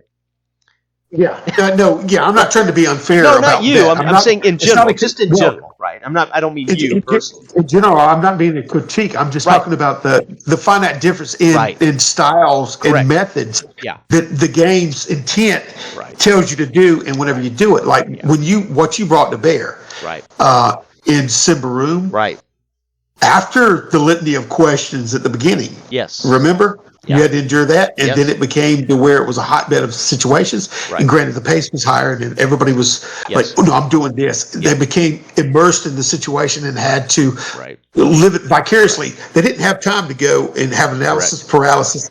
You had to react. Players have to have enough information. They understand the risk. They understand the risk reward. Enough pertinent information. If they don't, they're hung up on that, and they're never going to be immersed in the situation as they're trying to figure out what the risk reward is or what the risk is. Or I'm just saying in traditional gaming, to where the GM lays out the thing and then it stops. And not that you are quite the reverse as far as any GM I've been under. Like I said, the first time you told me about your brother when you ran that game and he it shocked you because he was in the elevator playing a spy game and he turned around and stuck the gun. And it's like, what do you do? What would somebody do in this situation? And you had to be quick on your feet and adapt, and it kind of changed perspective. And he took it to the next level when he failed his role to intimidate the guy. And I said, he's mum. He's not responding to you. He said, I put a bullet in his foot. That's what I didn't expect. I didn't expect him to just say, I'm going to put a bullet in his fucking foot. Bam! And then it's like, okay. That's a lot what GMs have to deal with. He starts chirping. He starts singing like a fucking bird. We're not making another roll. My brother just changed the situation by putting a bullet in his foot, right? That's what you mean. And a lot of the joy to me is the spontaneity of people doing things that you didn't expect. You didn't expect us to try to go up on top of that building. And I'm sitting there, Holst is up there, and I'm going, Holst is a pretty smart guy. Maybe he's trying to find a way out. So my character's thinking this, and I'm trying to get to him and go, how do we get out of this place? And you're just watching it transpire. You're like, why are they trying to get up there on a wood structure? That's right. And you're still playing it from the traditional perspective of only doing what you're given versus what Simbaroom really wants you to do. Say, I'm looking around for an exit. I'm going to make a cunning check here in the crowd to see if I can see a faster way out of here. You could have actually created an opportunity to succeed by creating by just stating, I'm looking for a faster way out of here. I'm looking for a horse. And I'm looking for a cart. And at one point, I think in the game, you said, I'm kind of looking for a horse or a cart. I'd already described that the streets were empty. There were dead bodies everywhere. But I think you had mentioned kind of in passing, at one point, I'm looking for a horse or a cart. But I'd already described how there was nobody left. Everything was, dead or. That's why. That's why. But you could have said, I'm using my, I'm using my cunning to look for another way out of here, and then I say, okay, that's going to be at -5 because whatever, or I can say it's a -1 or +2 because the streets are empty and you can see everything, right? You're looking around, you're taking it in. So Simbaroom wants you to, in a way, take it as opposed to process it. Well, to tell you the truth, I don't necessarily care for that. One of the things I stopped whenever I said I'm looking around for a horse and cart. Okay, I'm playing from Bonner's perspective. Okay, he doesn't know this town all that much. You already said that the roads were cleared out, and I go, that's why I didn't press it. Like, I don't like to magically generate something like I'm looking for something and then it just appear where it wasn't before. And I think some of that, like, I'm okay with like a module saying this is what's set in stone and you have to go around it, not like all of a sudden there's an opening because you made a roll. That's why to me I like to chase down active leads. So even if the GM presents something like Holst is on the building, the same way in effect, when John said, "Okay, you rolled, and there you got an upset stomach," then I can play off of it. Yeah. Because to me, it's that conversation, and conversation is a two-way street. To where the GM gives me a little information. It's the same way when I enjoy sitting around a Dark Age Man, and everybody at the table is giving information, not just the GM, but everybody's incorporating information bits that I can play off of. There is no doubt there is a fine line between creating a story and experiencing a game or experiencing the thing. And Dark Age of Man, we want complete player agency, but we don't want to create a story. This is not shared narrative time. This is not shared story making. You still are a victim of the world. You still are a piece of the world. But they have enough agency to endeavor to create some truth from their own imagination, and we can then check it with a check. Make a mind check here, right? If you don't. But I also want them to be able to say, I'm going to make my mind check here, and I'm going to conjure up rain for these druids from behind the rock, right? Whatever. Yeah. Do it. DV9. So that won't break the suspension of disbelief to be capable of that kind of agency. That's not creating it out of thin air. That is declaring what you're doing, and that I am now waving my hands, and I'm mumbling the magic that's going to make, and no rain. I must have forgot that spell. You could just see the guy go, what was that spell again? I mean, that's how you describe that you failed the roll, right? But you're free to have the complete agency, not only of saying, well, this is what I want to do, Jason. I'm doing it, and I'm using mind to do it because I am a magic user. I am Merlin. I am a wannabe Merlin, whatever, right? Yeah.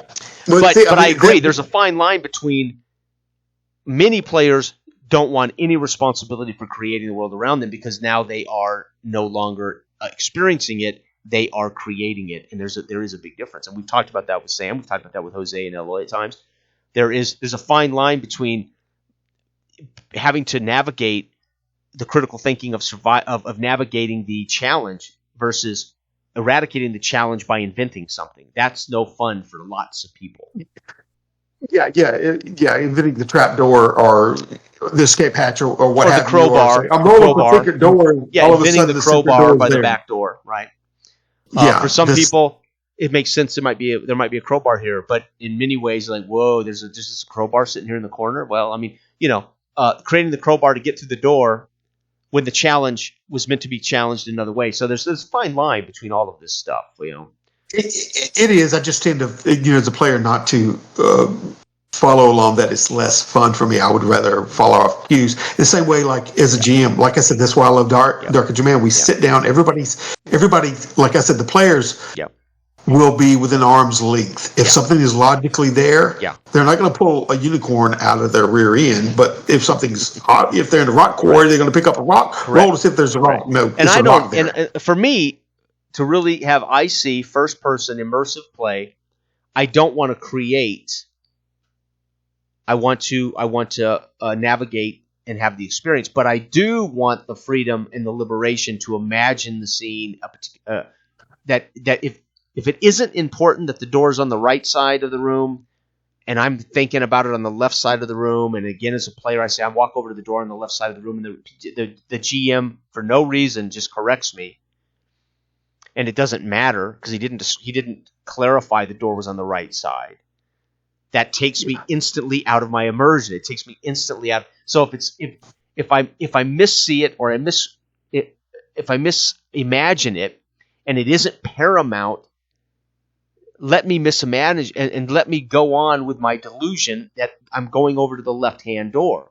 The only reason it would matter is if it literally matters whether the door is on the right or the left-hand side of the room, right? If it doesn't, let me misremember it or let me get it wrong. It doesn't matter. It's a detail of right, because I'm in the middle of describing in an immersed state what I'm doing, right? But like you said, that goes back to what you initially said about like to be in immersion, the narrator, the GM needs to narrate what. And I'll say pertinent information is out there. If you go in a room and the door is on the right side of the room, it is important he needs to state that beforehand. Otherwise, he's dropping the ball. Yep. You go in there the same way you'll say the guy's 6'3" because it means something. Yep. He's muscled up, so now we know that. And it may never matter, but it might matter and make sense later if you encounter information that matters about the 6'3" muscled up elf, right? But Yeah. you may never matter, and you may never find out. But there's a reason I introduce him as that type of elf, right? Yeah. Yeah, and there's nothing wrong with pertinent information coming my way. You had a volume of it coming in Simbaroom. The point is, it's like the stop and go, because it's like a red light. It gives me, like, when I know that I've got enough information to make a reaction. Right. It's like I sit there and I know I got the freedom to interact with you in a way, the same way we were doing in Simbaroom. I know when I'm queued up to go. I don't want to step on Todd's toes or David's toes whenever their character's up to bat next. Right. But when you're saying I'm picking this ladder up, or I'm calling for people to help me pick up, because I know the situation. Yep. You've already given the information that there's a stampede of people. Yep. I don't need to stop and say, Jason, exactly how many people are standing on this ladder at this moment in time for me to pick it up, or what? Right. Or let me roll the dice to find out how many people stand on this. I don't need that. Yep. It can't roll and just be organic, and that's what ultimately what I'm trying to get to here is a role-playing game that to me, when you're working in that headspace, if you want to be truly in character, it has to be a flow state with everybody around the table playing off of one another, like you say, a band. Hootie and the Dwarfish, when they're playing all together and they got this rhythm going.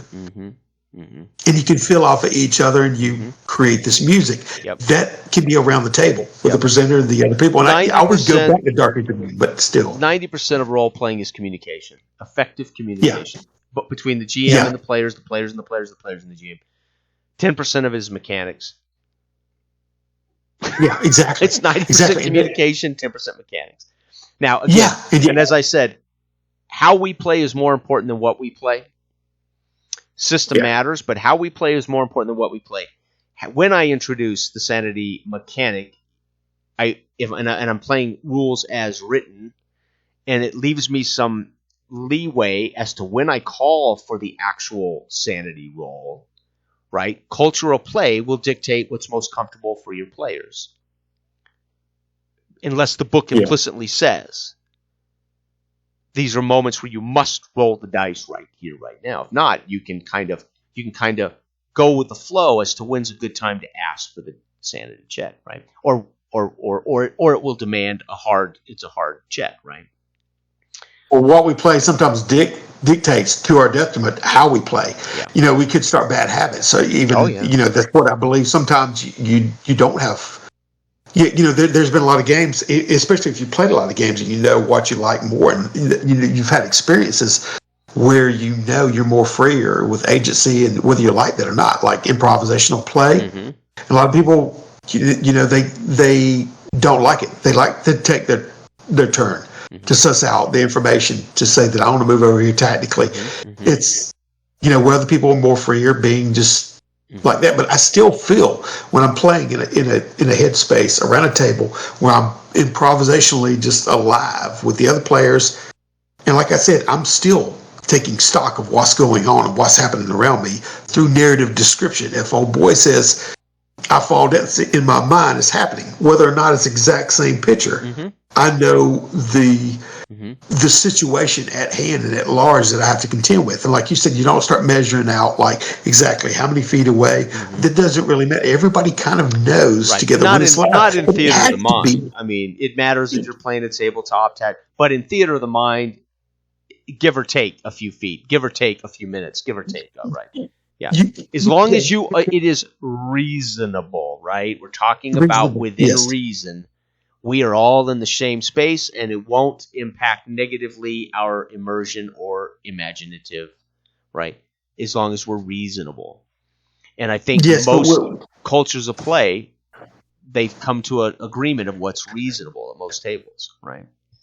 But see, people can't express themselves in character or narratively, descriptively, unless they have the agency to do that. You see what I'm saying? So when you're sitting around a table, if I'm saying something, and if Todd's saying something's going on, and David's saying something, and you go back and you're saying what you're saying, and we're all putting the pieces together of this scene at large and at hand, that is us having liberty to express ourselves even descriptively of what's happening, which factors into it. I'm just saying all those pieces create the whole scene at large, and everybody can be in that scene. And hopefully, if everybody contributes, and that's one of the things, if we have a wallflower who doesn't want to contribute to the imaginative space, they just want to declare, I'm swinging my sword, that can be detrimental to me in my immersed imaginative state. I benefit from David's description as much as my own description, as much as the GM's description. All of it adds to this fucking atmosphere, to the whole deep investment. And I can only speak to this. Years ago, I watched. His YouTube channel, Jeff. I can't remember the name of his channel now. And they were playing a middle age. They were playing a fantasy game. And Phil, I can't remember Phil's last name, but Phil, he introduced the scene, and then he, asked Phil, what's going on, and Phil described his character washing the blood from his hands in the river and standing up as still remembering how he described his character's introduction to that scene gave me fucking chills. And I'm sitting at home watching a fucking actual play. I'm not in the game. I'm just watching the fucking actual play. And I thought, fuck, this dude's a player. And the description of his introduction, or the description of his character in this scene, sets this fucking tone. It reinforced the tone the GM had set with the initial description of the scene, and then everybody fueled off that, and it just builds this fucking thick atmosphere that permeated 3 straight hours of their session. And it was one of the most remarkable APs, because I'll watch APs a little bit. Sometimes I'll skip through them. I'll watch some of them all the way. Some of them I'll skip through and find areas that are, But this was something that I literally, for 3 hours, it was phenomenal. And it wasn't like it was a non-traditional role-playing game. It was, but the engagement that they had in description, in dialogue, and they weren't talking necessarily in character. They weren't necessarily using voices, but the element in which they described, and then they'd reinforce each other's description of that winter or that cold. It was remarkable, because no one dropped the ball on continuing the atmosphere as they moved through the woods hunting the boar. I mean, it was just a fucking boar hunt, 3-hour boar hunt, and it was fucking phenomenal. The players should have the accountability and responsibility of representing their part of the puzzle, which is their character inside their mimesis, inside of the diegesis that's going on. They can say the character's actions, bring it to life. Whenever I'm playing a game, like I said, Bonner come up and he's covered his face with the wet thing, trying to keep out the fumes and go on. So I'm throwing a little bit of imagery out there. I'm trying to get everybody geared up toward that kind of play. This is what I'm doing. So you pass that to somebody else, and they keep it rolling. And that's the kind of culture of play that you want at the table. It's dynamic. It's invasive. It's thrilling. To me, somebody else may want to do something else or play another way. But I would say ultimately, if you're trying to get there to where you're role playing in character, and you're not doing it for the sake of story after the fact of say, let's roll this, and then let's put our heads together and see what would be the coolest representation. And this is part of the problem. Description is not story, right? And so that's why I say I don't mind if you describe your character. I don't mind if you describe what's happening around you. I don't mind if you. That's not story. That's description. Just recognize the more concise, short and sweet it is, the better for everybody as we hot potato the microphone around the table. As we hand the microphone around the table. But don't you know that stays at a good fast clip? Nobody lollygags, because you get to be. It's like I said with the band, everybody gets in a rhythm. So when you pass it over there, they say, "I'm doing this," and you feel kind of that next level. When you get past, you do it, and you gotta stay in sync with everybody around the table. So that's that whole culture of play, if you want to even call it that. But it's more like a cadence. So it's a rhythm of play that you get you fall into. It's a beautiful thing because everybody is a voice. And And what's happening? What's inspiring? And I've certainly have been critical of invasive games that have too many mechanic demands or require me to spend more time in the game space, mechanical game space, than I think that role playing needs, right? But there is a fine line between enough mechanics that we actually have a reason to sit here and call it a game, and there being either too much or not enough, right? There is a fine line. I mean, it's not a game if there's not something that there's no risk reward, and there's not something we're doing that's right. But then there's that step up where we have made minutia of every possible thing. We've tried to cover every possible event. Well, you can't, so why bother to try to cover, right, when you can't cover them all anyway? So why not have a universal system that covers all possible events without having to define all possible events and skills and etc., right? So attributes trump skills. They're broader, but an attribute works because we can say under body are all kinds of physical fucking skills. So do we have to have 18 physical skills defined in the book? Yes, for some people. No, for some people, right?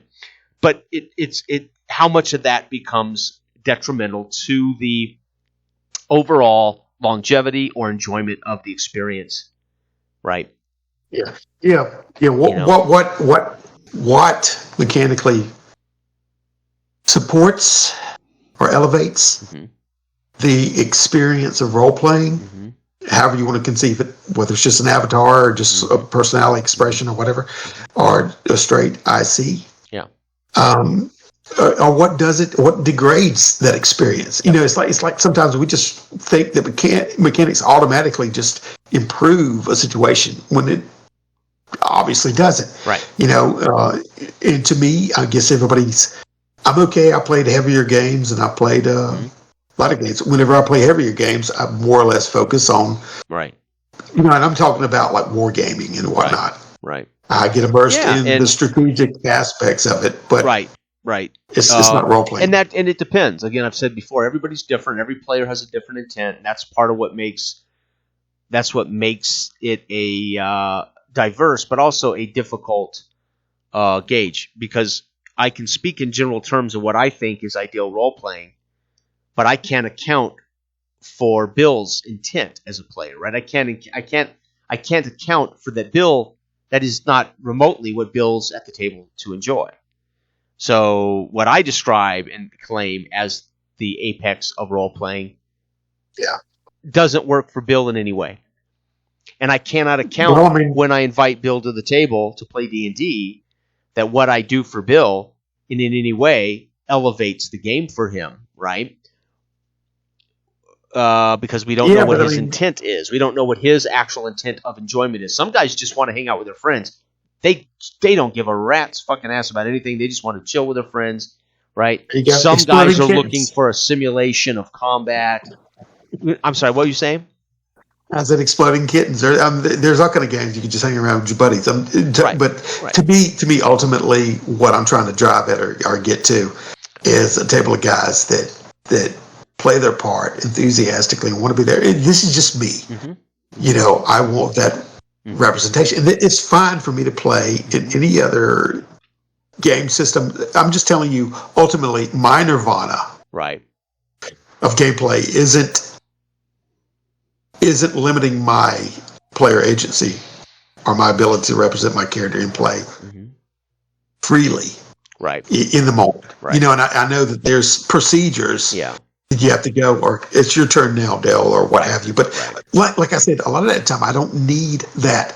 I intuitively feel it in Dark Age of Man whenever I don't need to say something. You yield to the next person. I've used that a lot of times. Yeah. Okay, I'm going to yield to this guy because I know I need to shut up, and you have respect around the table for everybody. Sure, and I think that can happen in any game. What happened in Symbaroum happened naturally because Symbaroum does not quantify turns. D&D, original D&D, OD&D, Basic Moldvay, OSE, it actually defines turns. It would have been much, much harder for me to do what I did in Symbaroum with Moldvay. Exactly. Because Moldvay actually defines every round and every turn, even if it's not a dungeon crawl, right? It would have been a hell of a lot more formal and administrative for me to have done the Burning City. But Symbaroum says it's a scene, We can make some assumptions about time and space.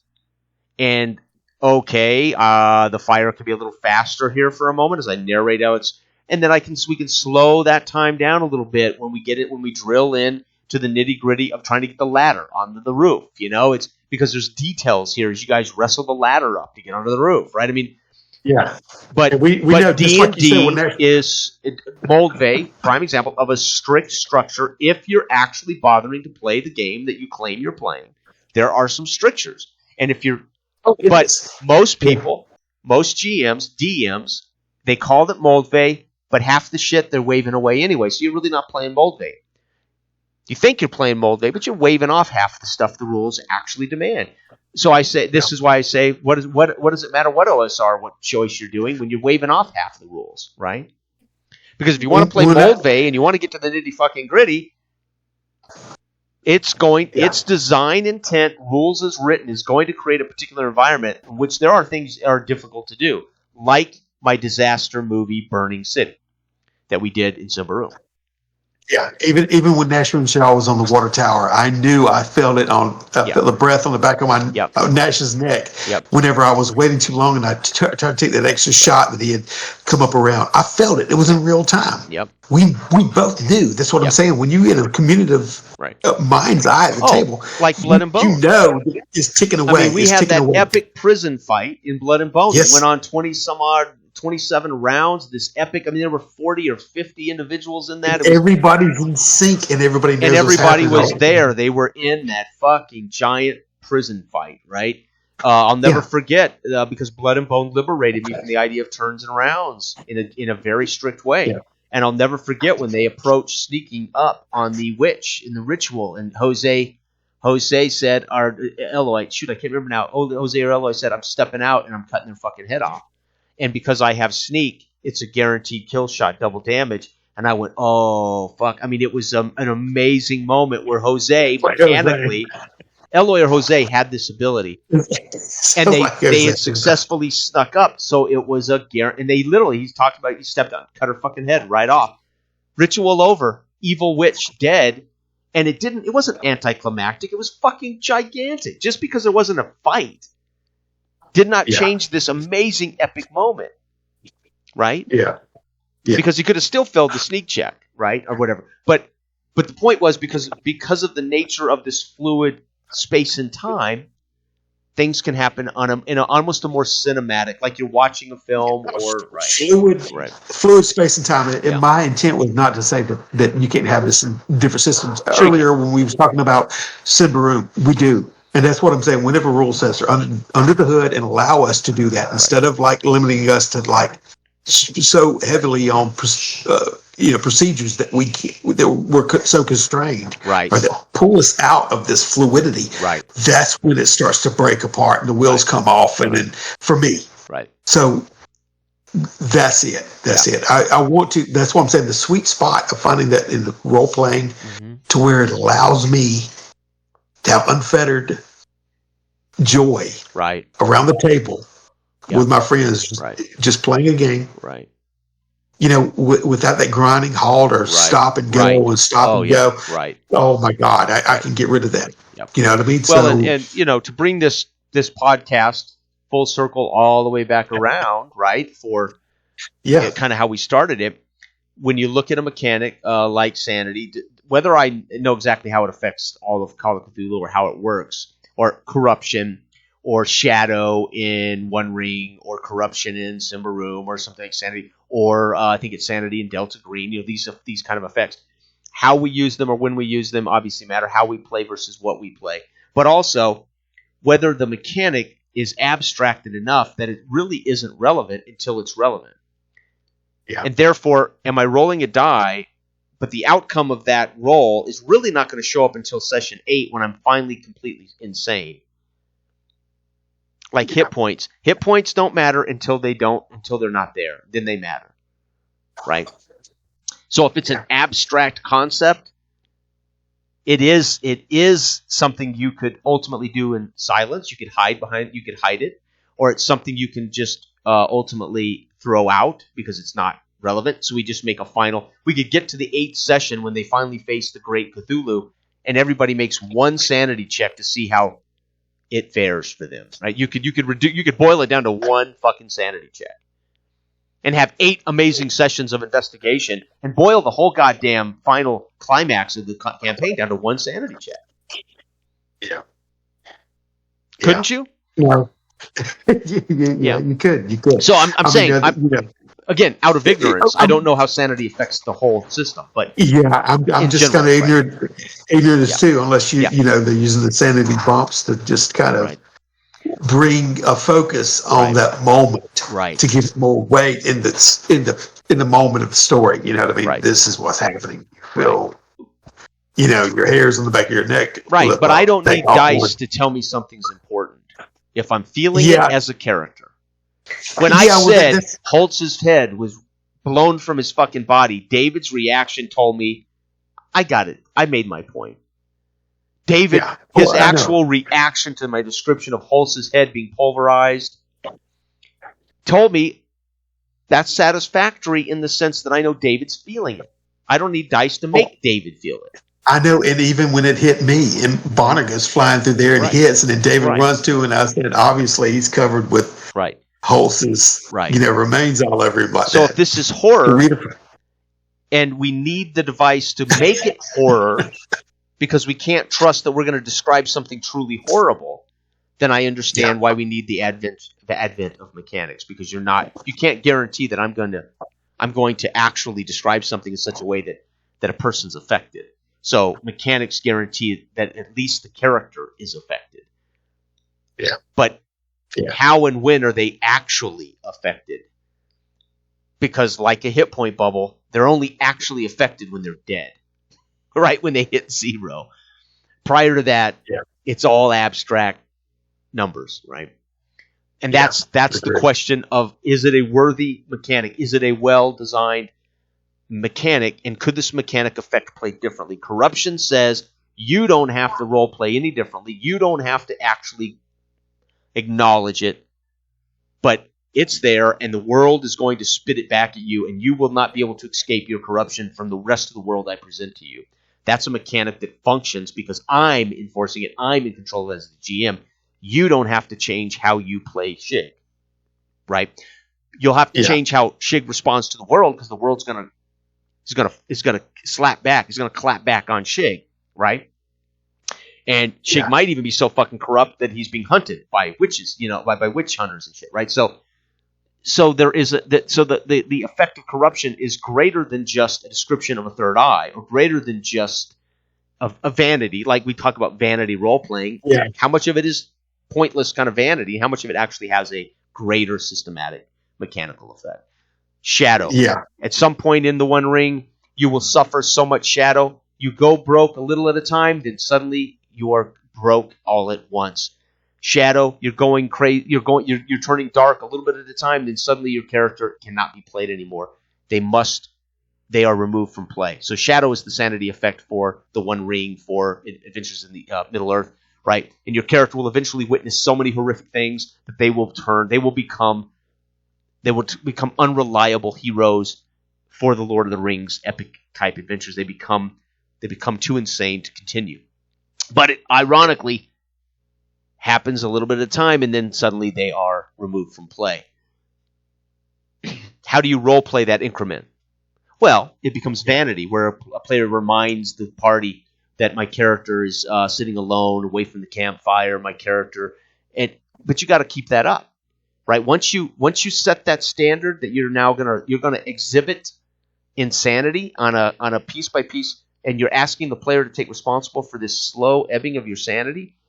Fuck, that becomes a lot of work for the player. It becomes something that's very difficult to maintain, right? Yeah. So normally we don't. So we need the mechanic to affect the player a different way. The character a different way. No, I agree. Right. I agree, and I think as long as a whole host of mechanics that's been implemented, since D&D's inception throughout the role playing games, that really kind of encourage or have a world altering or affecting, or character altering or affecting aspect to them. It really I don't know. I mean, the question is how much is detrimental rules, mechanics across the board that, for me personally, it would inhibit my representation or agency. The character or agency as the character. Yeah. That would put up rails or say, no, you can't do this or you can't do this. Those mechanics, in my estimation, are detrimental to role playing. They need to be removed. But it seems like maybe some will fall off or fall out of fashion. Because I know a lot of these conceptually, they become novelties, right? Hey, tonight let's try this. It's fun. Let's do this thing, but it's a novelty. You play it once, and you get the experience of that novelty. But then there's no sustaining power there. They're never going to go back to it. It's a novelty. Wasn't it neat? But it works. Yeah, but right, it's a novelty. That permeates board gaming, and it definitely permeates. That's what I'm saying.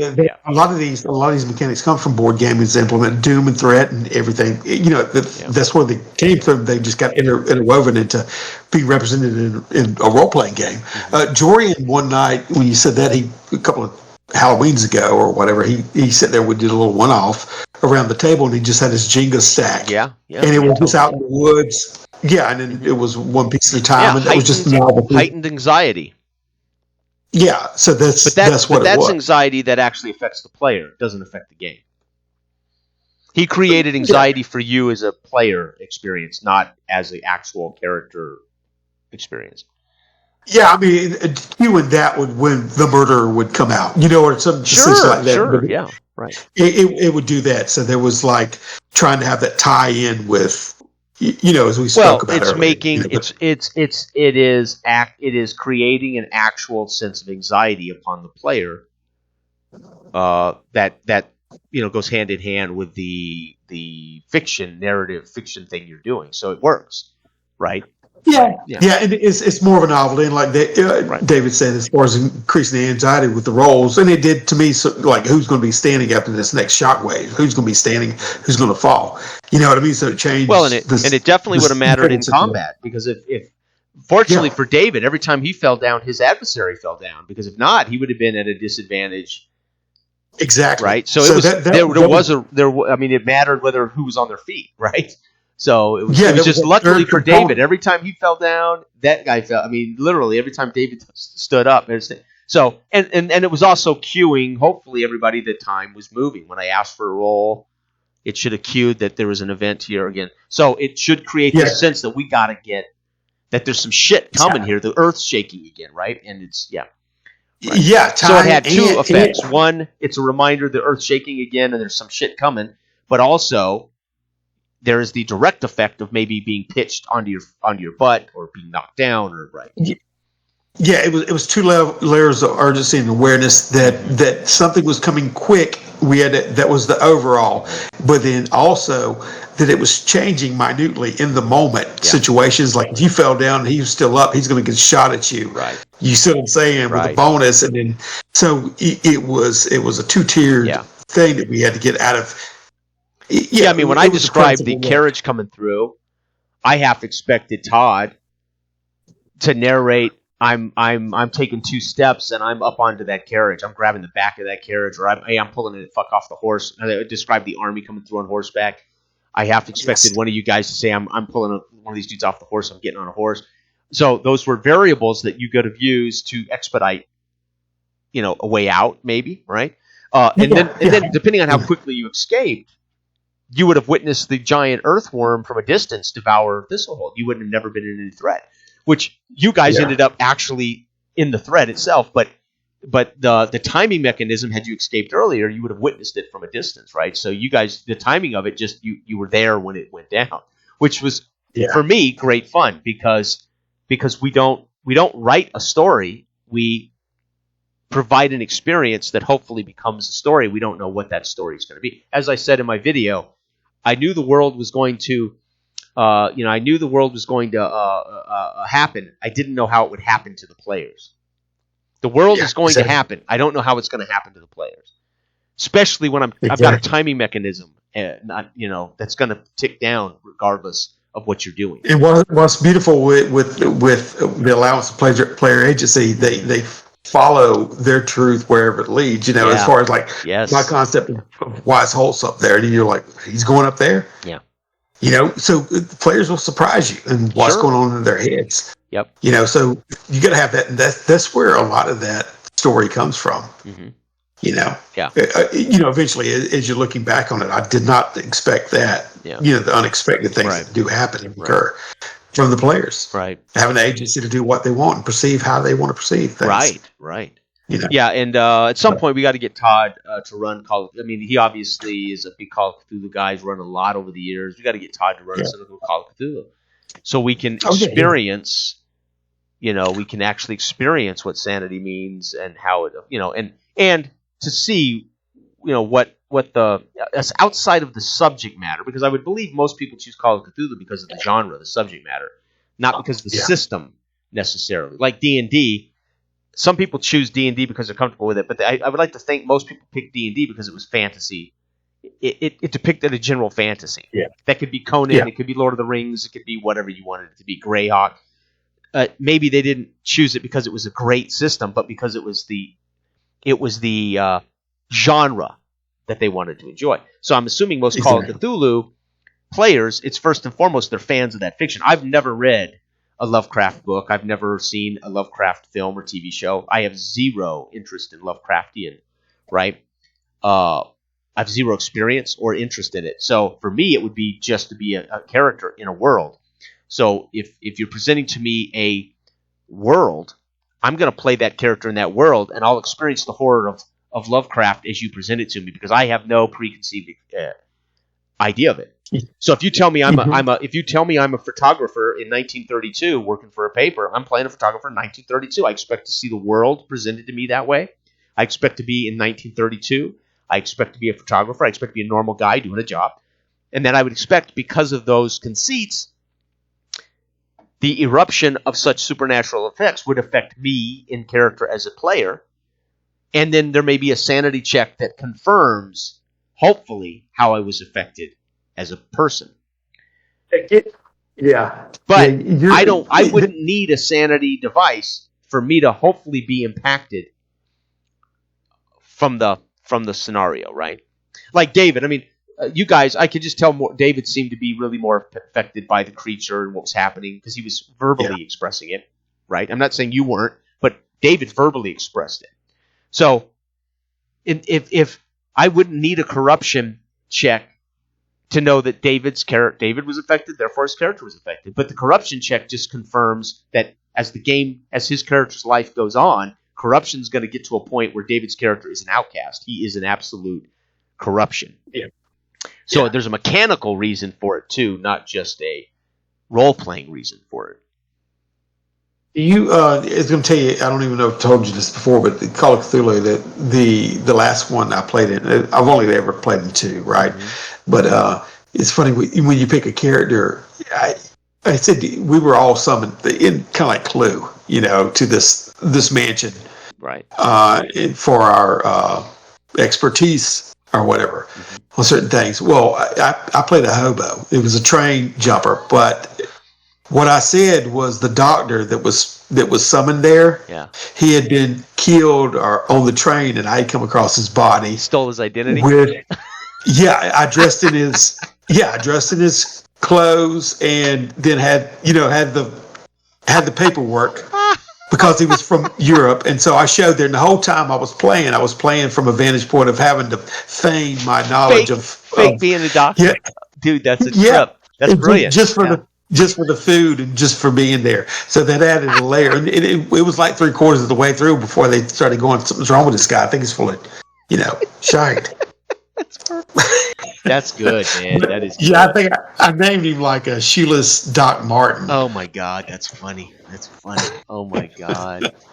That's good stuff, man. Well, what's amazing, and that's what I said. If done right, you will feel you should suffer the experiences as the character. And if you suffer the game as an experience, as a character, not a story being told to you, then it will be impactful versus witnessing a story that I'll read Lovecraft. I don't need to hear your story. I want to witness. I want to experience this thing. I don't want to hear your story. I want to experience it. Exactly. Most times it's like a choose your own adventure where you read up to a certain point and say, what do you want to do now? Here's your options. And I say, right. And hopefully in Simbaroom, you guys experienced that event. Oh, we did. It was more of an experience than the idea that you were bearing witness to some story, right? Yeah. Most ever, I wouldn't play this like I do if I didn't have some degree of experience in all the games that I play. Exactly. Whether I set that precedence for myself and follow through, whether in a game that don't really facilitate me or encourage or support me in doing that, I still do it. Sure. But I just prefer games that allows me agency. Whether I have to create situations for myself, or whether there's some prompting from the game. And I have never had a problem in IC first person mechanically with any game, as long as the reason the dice come into play are validated by what I am doing or why what I am declaring I'm doing. Yeah. Right? Yeah. It's happening because I have endeavored to do something that I have role played toward the mechanic as opposed to being asked to role play post mechanic. Yeah. That's a point taken there. Yeah. No point taken. Yeah. It gives back what we started with, but I guess is this a good time to put a pin in? I think we're done. 2 hours and 5 minutes. Yeah. We did 25 minutes before your phone died. We lost that 25, which was pure genius. It may have been the single smartest 25 minutes, Del, you have ever had in conversation, and we lost it. It's gone. Yeah, I went to another plane on that. I don't even know what I said. I sat here stunned, and you vanished. I thought, Jesus, he has ascended. Yeah. You literally have been the vessel of pure genius, and then lightning zapped you right off the planet Earth. I thought, my God, he's gone. He is just like that. He's gone. Just like that, a dice roll was made, and you were here 1 second, dead the next. Right? You were here 1 second, insane the next. You were here 1 second, corrupted the next. Right? You were going broke a little bit, and then suddenly. Yeah, I transcended the internet. You transcended, and I did. I sat here thinking that's unfortunate. The world will never get to hear that. But damn. Yeah. But at least I witnessed it, and yeah, like you write it down in your journals. Yeah, and like the apostles, I will journal it, and then one day it will be written. It'll be written to express the the Christ-like profiting of Del Branham, right? Yeah. Oh, jeez, Louise. All right. But as always, man, it's great talking to you. The Bible of Del. Oh, Lord. All right, brother, that was great fun. Okay, this has been Podcast Candid Conversations with Del, episode 7, for what it's worth. I hope you enjoyed it. And all right, brother, I will see you Wednesday night for a little Joth with Todd and Co. Oh, yeah. That's right. All right. All right, man. Have a good night. You too. Bye-bye.